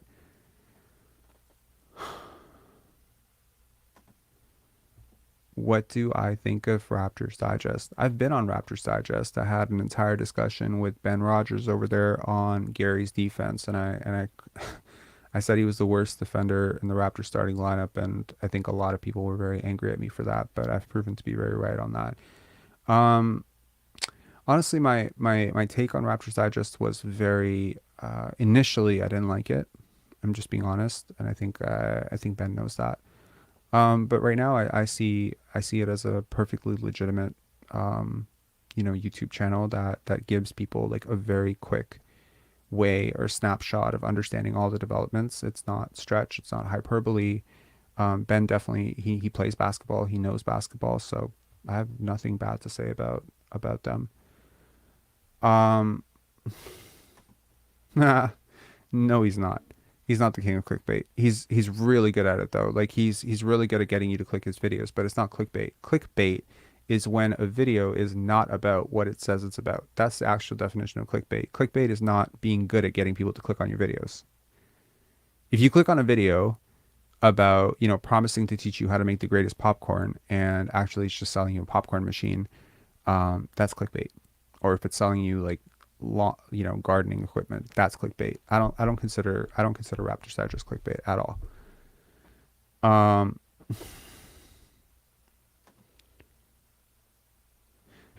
Rob, what's the point of next year without draft pick? Well, the 2024 draft is kind of suspect, right? So the Raptors are going to be good next year. I'll tell you right now, the Raptors will be good next year. I know I'm starting to remind myself of Piston fans, and it's really pissing me off right now. Like, I remember watching a Pistons podcast in the offseason and be like, the Pistons going to be great, yo. The Pistons going to be great. Jaden Ivey and Cade Cunningham, best backcourt in the NBA. I hear it in my head, and I'm just like, oh, fuck off, right? Look, the Raptors have a lot of good players on this team. They haven't played well together. They haven't played right. Fine. They have a lot of capable defenders. They haven't always played great defense. That's true. I'm telling you, a coaching change is going to change a lot of this shit. I'm telling you, chemistry has been an issue all year. Pecking order, role, schemes, all of these things change when you implement a new head coach. Also, guys can re-engage. They can get reinitiated, reintegrated mentally when you change a coach, right? The new message, you need to grow. Sometimes, like, I know that we often as a society think of every end of every relationship as a super disaster, but sometimes you just outgrow each other, all right? Whatever Nick Nurse had to teach this team, he taught them, okay? And for the last 2 years, quite frankly, it's been pretty stale, all right? So now let's bring in somebody who has something else to say, right? They say sometimes you can drown a voice out, and I got to be honest, like, it takes a lot of skill to keep people's attention for 8 years. It takes a tremendous amount of authenticity. I think you probably find that with content creators as well, right? Like, there's certain people you listen to for like a couple of weeks, right? And they seem cool, but then they start to get really repetitive, the same shit all over again. Maybe sometimes you see that they're capping on some shit. You're like, I don't know about this guy anymore. And then you just kind of drown them out. Yeah, it's not personal. It's just, you know, you're not fucking with them long term, right? And I feel like coaches are the same way. Coaches are like content creators. They're the content creators of your locker room, right? So they're preaching certain principles over and over and over again. They have certain tendencies. As I said, there's conversations that needs to be had this year. I tell you, they did try to have them. You know, this team has had 2 separate team meetings. They had a very, very spicy, I'll call it spicy, to avoid calling what it really was, honest. They had a very honest film session, and nothing has changed. Nothing has changed, okay? I haven't seen Otto Porter around this team in months. What happened to that guy? He was always what happened, right? Thaddeus Young, why is he not playing? You know what I mean? Like, there's so many things wrong with what is happening. And I tell you right now, just wait a couple of years. And, once a team, maybe Justin Champagny is going to be our, savior of hope. He won't do it. He doesn't have enough status in the league yet. Somebody is going to open the can of worms about what actually happened this year. And at that point, honestly, to all the haters and all the fucking Twitter trolls and all the Reddit spammers and all the people who talk shit on Real GM, I will post my email for you to email an apology. I've been calling this shit out since day one, and just kept getting called a hater, kept getting called whatever. And I'm a little bit salty about it, to be honest. Like, I'm kind of over it, but I'm kind of not. So just putting it out there. Yes, for sure, man. Like, anytime you can add a player of Otto's magnitude, like, it's incredible. Like, he is such a good player. Like, I don't I wish I could explain to people how good a player Otto Porter is. He is incredible. He is a great shooter. He is super smart. He is an incredibly versatile defender. He is probably one of the top 3 defenders on this team, okay, when healthy. He's exactly what you needed off the bench. You didn't have him. In the 4 games you did have him, most of those games you didn't have Pascal. You were 4-4. Okay, granted, against some shitty competition, but let's be honest, the Raptors have lost a lot of games this year to some pretty shitty competition. So I think a fully healthy Otto it's a voice, it's a voice to balance out the other voices, right? Thad's not playing right now, so he doesn't really have much of a voice, right? So really it's kind of gone back to Fred and Pascal, right, as your leaders. But Otto is also a leader. He's also an NBA champion. He's also a guy who started a handful of games on the most recent NBA champion. So how can we, ignore him entirely, right? I think it would just be someone else to bounce off for the young guys, right? He's also very selfless. He's a very selfless person. He's a very selfless player. So I think that would have been a very welcome shift. I think a lot of what you're seeing with Jakob, like kind of a voice of reason. He's very selfless as well. He's also a good defender. He plays the right way. Well, Otto's a lot of the same things, except, apart from being also a great defender, he's also a lights out outside shooter. So I think he would have made a really big difference.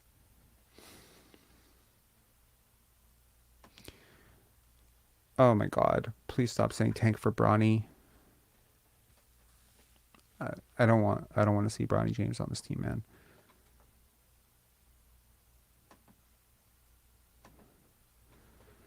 My take on Rico. How can I put this politically correctly? I think that if you're a front office that thinks that hiring a guy's brother to be an assistant coach for your G League team and hiring his trainer, granted, who is an NBA coach, but still, his trainer to be an assistant coach on your team is not going to have some consequences on your locker room, then you should think twice about what the fuck you're doing. I don't think it's been great. Again, correlation is not causation, but Rico was with the Sacramento Kings last year, and I gotta be honest, I watched a little bit of Kings basketball last year, largely because of Leo. We did some post-game lives together. They played a lot like this. So yeah, look, if you want any evidence that a different voice, the right different voice, not just any different voice. I'm not saying one of you go coach the Raptors. I'm saying like the right voice, the right coach, a really good coach. And Mike Brown is a really good coach, right? He's not the best coach. He's got his issues, but a really good coach. He turned around the Sacramento Kings overnight, man. It wasn't just him. Yeah, it's also Kevin Huerter. It's also personnel. But look, the Raptors have a draft pick. They have their mid-level exception, and they have tradable assets, man. They may not have draft picks to trade because they traded their 2024 and it's a loosely protected pick and whatever. But the cap is going up. Your players, that you need to re-sign are going to be a little bit cheaper this time around than they would have been had you been successful. You do have Scottie Barnes, and I think he's still on the way up. You have Christian Koloko. I think he's been good, man. I think Christian Koloko has been about as good as you could have expected. Obviously, like the touch around the paint will get better. I hold out some faith for guys like Jeff Doughton, Delano Banton still. Not really sure about Ron Harper. His shot just feels weird to me, man. It's too low. He needs to fix it. Precious Achiuwa, you have young players on this team that you can build with. You have assets. So yeah, I would like to see them bring some of those guys back.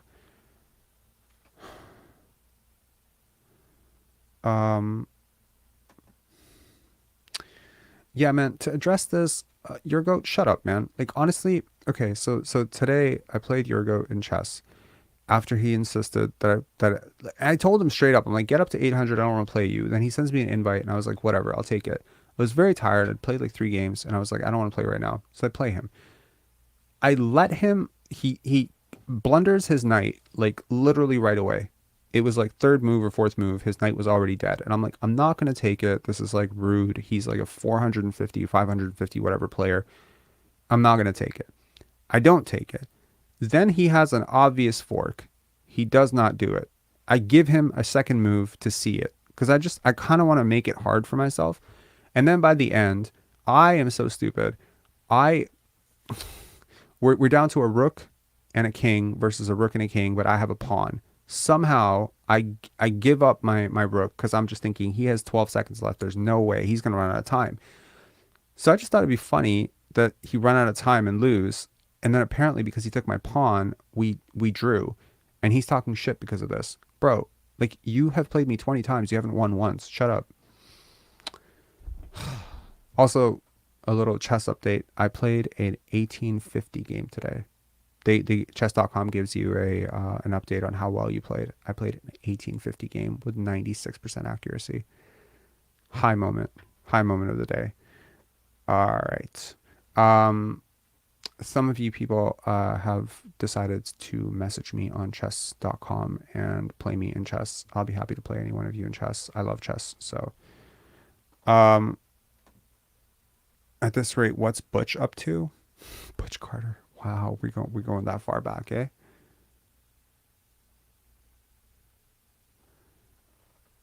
Yeah, honestly, next time I'm just 8 queens. Like I'm if I play this dude again, I'm gonna kill him. Like I just actually I don't care that he's 16 years old, man. No mercy, no more mercy for kids, man. I'm gonna go straight. You remember that Fred VanVleet crossing up like that 7-year-old in the off season, and he was so happy, and the entire crowd went nuts. I think it was like a 7-year-old boy or girl, I don't remember, and he was probably so happy. It was like Fred VanVleet's probably thinking like, yo, I am to these kids what Scottie Barnes is to me, right? In terms of size. So like he was probably like really happy crossing them up and shit. That's gonna be me and your goat. All right.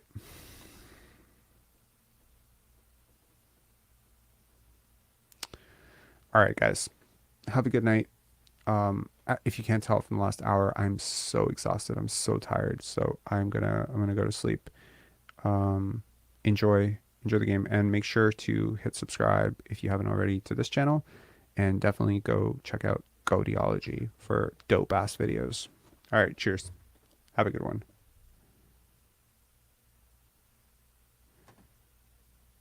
True.